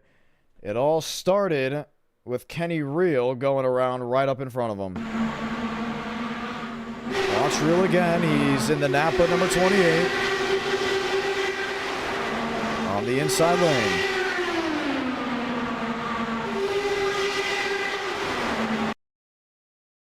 And so we got the left sides down on the apron. I know with the cars that we use with the stock car side, you can use it.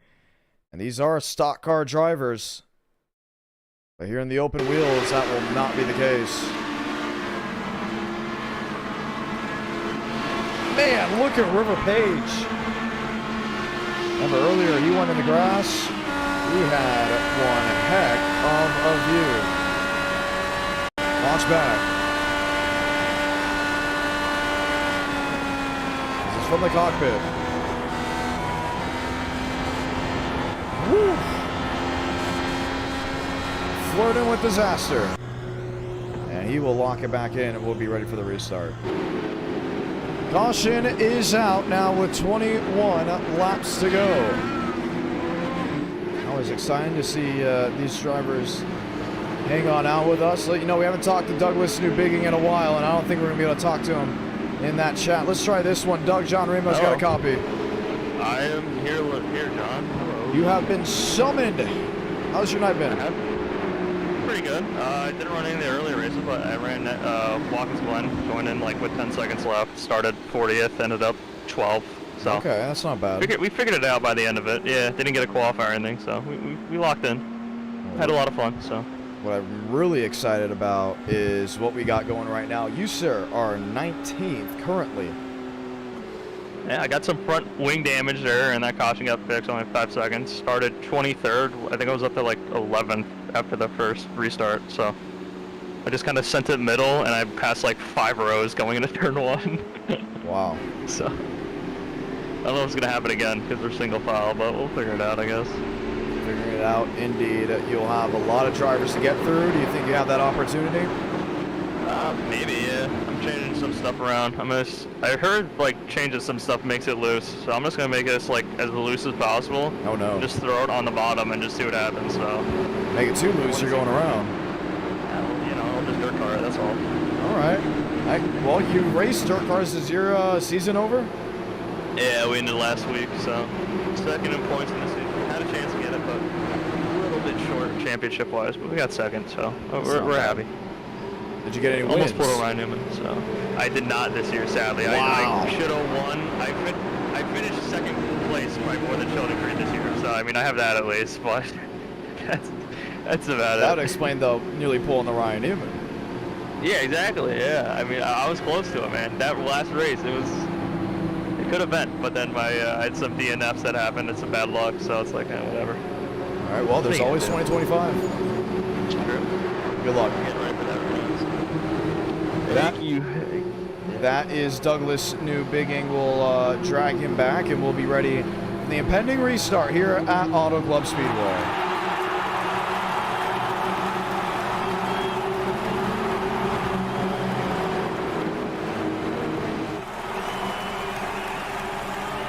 Walker in second, Austin in third, Kingsley and Truel. That's the top 5 back underway.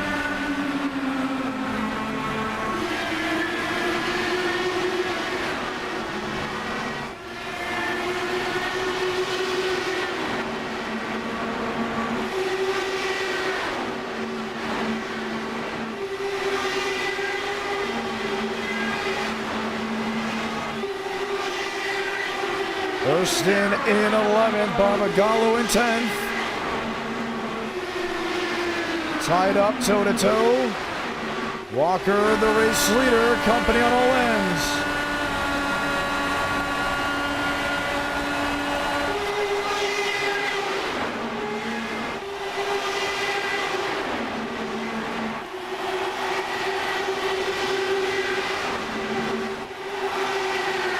Shamela in the middle.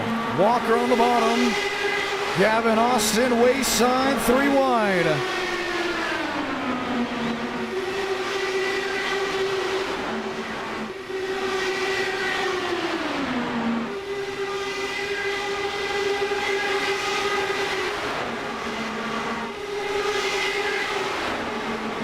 Walker underneath. Now Shamela tucked into the middle.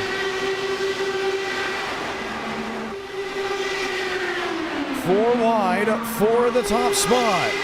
Barbagallo up top side, all just in parade formation. Has to bail out. Walker, the race leader. Now do they figure it out in the middle? Got worrisome when they went 4 wide. All knowing one mistake. And oh boy, it's going to be scary. Austin in third. Shamela nose to tail. Kingsley and others. Truel in 5th. Thurston up to 6th, now 5th. 3 wide, 4 wide. Everybody dashing in and out of line. Now back 4 wide for the race lead. This with Kingsley. Nearly 5 wide goes River Page. One spin into the bottom, Barbagallo. Wreck in the back. Haven't said this corner in a while. We stay green. Oh, trouble. Gavin Austin in the wall. One catching the fence. That maybe should go. And the caution will wave for a second time.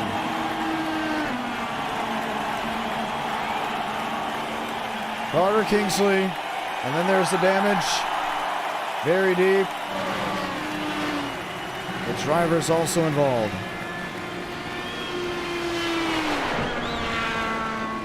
With these cars, if you're not up front and you are involved in instant, they will not get a caution for it.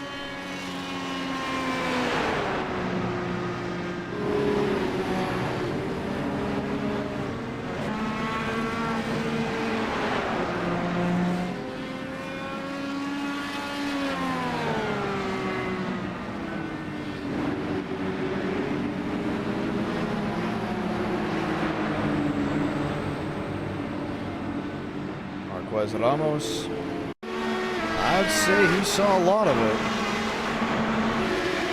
We've got a lot to unpack. Let's start with the first wreck towards the back.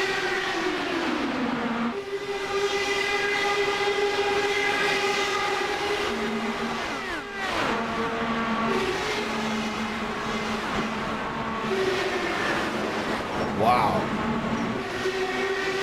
You somewhat saw it, Barbagallo was sliding and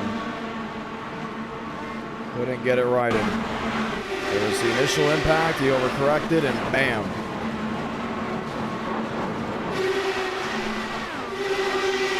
Then this with Gavin Austin. Up the track, then gets slammed by Marty Shermela.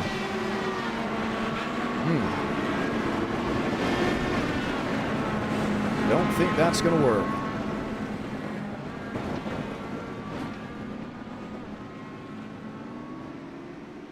Let's ride on board with Austin before the time of impact.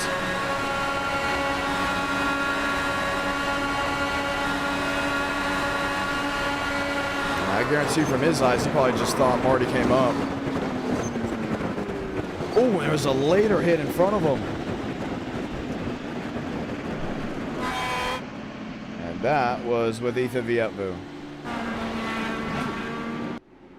Well, Auto Club is taking drivers left and right. We talked about having a great car count for all the races, and oh boy, have we had one. It's been an exciting night indeed from all the action and the great racing.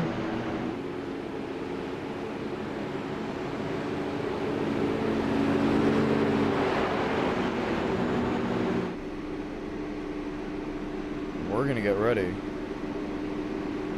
to try this all once again. We'll get 12 to go here. We'll get 11 to go next time by.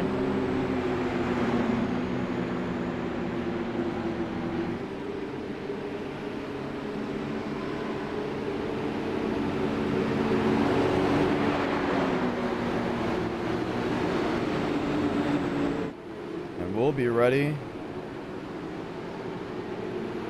to try it all again.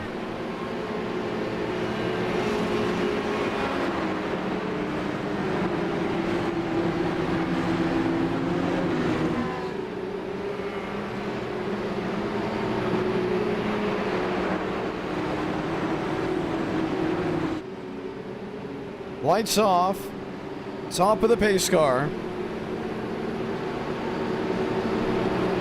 We'll be ready to go back green.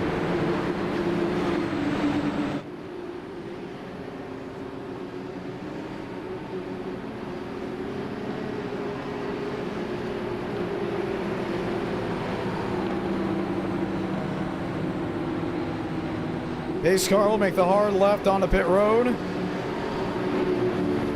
And we'll get ready to roll.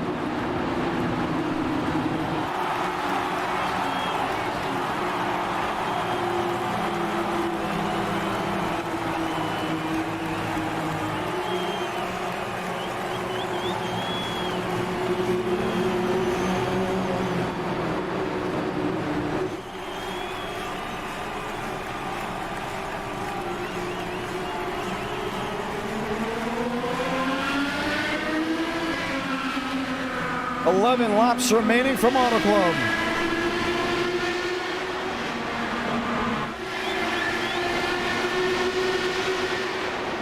Not many drivers remaining. Does it go green the rest of the way? Everett Smith has never won a race in NR Night in America.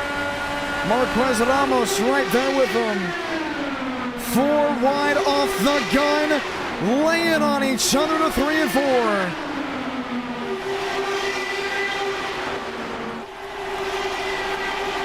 Ten to go.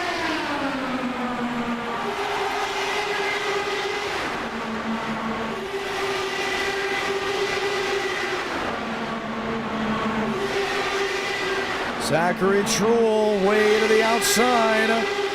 River Page now tucked in line. On the apron goes one. Douglas Newbigging has to lay out of the throttle. 9 to go.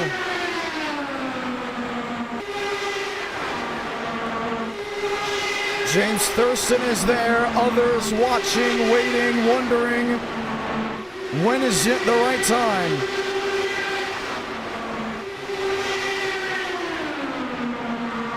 Three wide for the lead. Newbigging is back, looking 4 wide top. Walker on the inside, Shamela in the middle. 38 drivers entered, now 7 to go.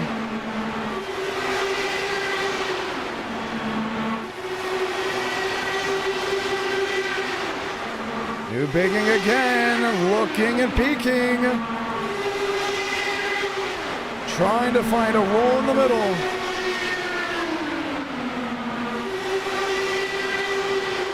Kenyon in third.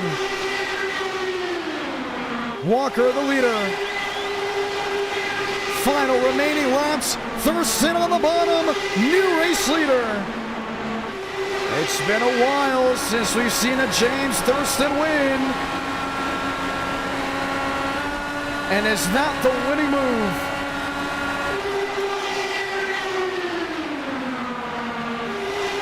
Thurston underneath, Shamela in the middle. Newbigging top side, 4 wide. Marty's got the nose just out in front. If it's gonna come down to the photos and the cameras waiting at the start-finish line, just the slightest bit of momentum will make the difference. 5 fingers in the air, 5 wide it was.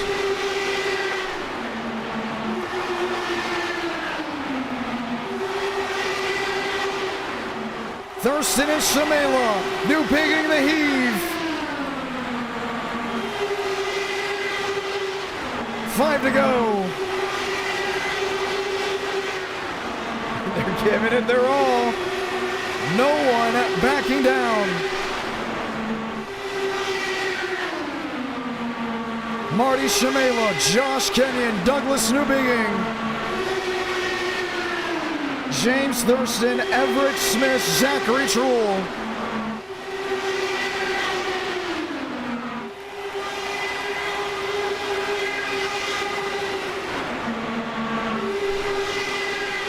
Three to go. You see the likes of River Page getting daring on the outside. 13 drivers remain, 12 in this pack. Of the 38 that took the green flag.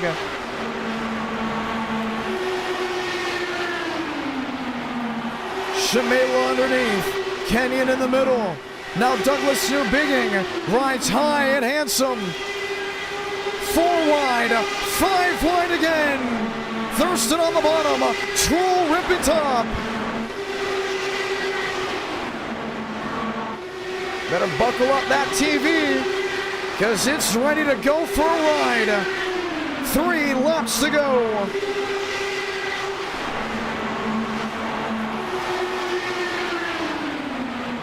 Thurston under Kenyon.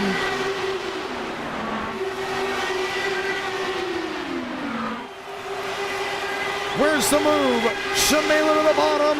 New Bigging up top. Once they take the white, this race is official. Marty leads. Now he doesn't. New Bigging to the top.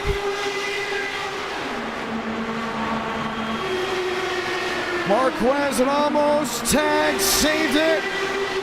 Can you hold your breath for one more lap? Salamanca, 1 to go from Fontana. New Bigging around. Hard and into the air goes James Thurston. No caution, they're gonna race it out. Here's Zachary Truhl. Jumps to the outside. Last dash, 3 and 4. Delgado on the outside, he gets tagged, he spins with Josh Kenyon, Marty Shimela, Zachary Truhl. Truhl wins it up the line by 5/1000ths of a second.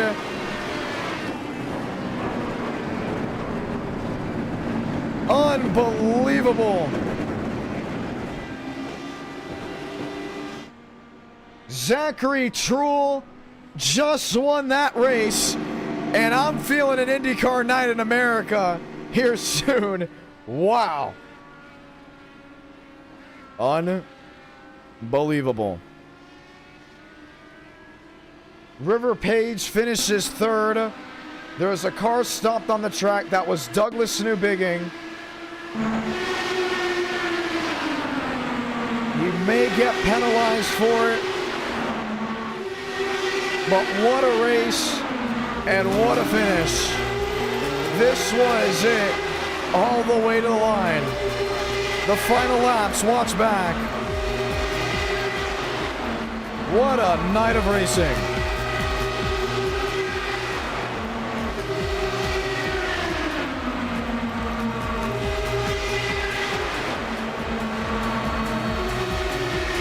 Saw the tag, Delgado, Ramos.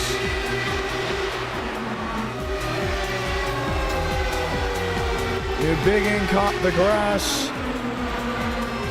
And then contact with James Thurston. Wildly into the inside wall. Thurston just collapsed upside down, end over end, side over side. Doing pirouettes in the air.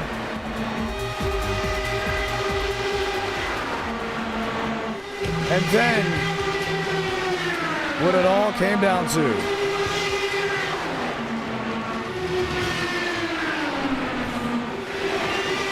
Wrecking, spinning,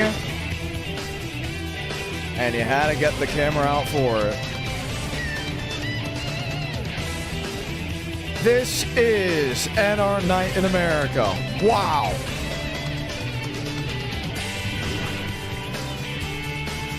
To the last moment on the last lap, the finish to this race. That will conclude tonight's broadcast of NR Night in America. For the ones that have tuned in, thank you and welcome. If you are new, subscribe, notifications on. You don't want to miss any more races. Up next, Tuesday night edition of Racing. And I can't wait to see you all there. Once again, that is Tuesday night at 8 Eastern, 7 Central. We'll continue the hard race in action. With that, we say so long from this track of Auto Club Speedway. I'm John Ramos, the voice of NR. I hope you listen to my final broadcast in 2024, my final in-person broadcast, that is, at Nashville Fairgrounds Speedway, Friday, Saturday, and Sunday.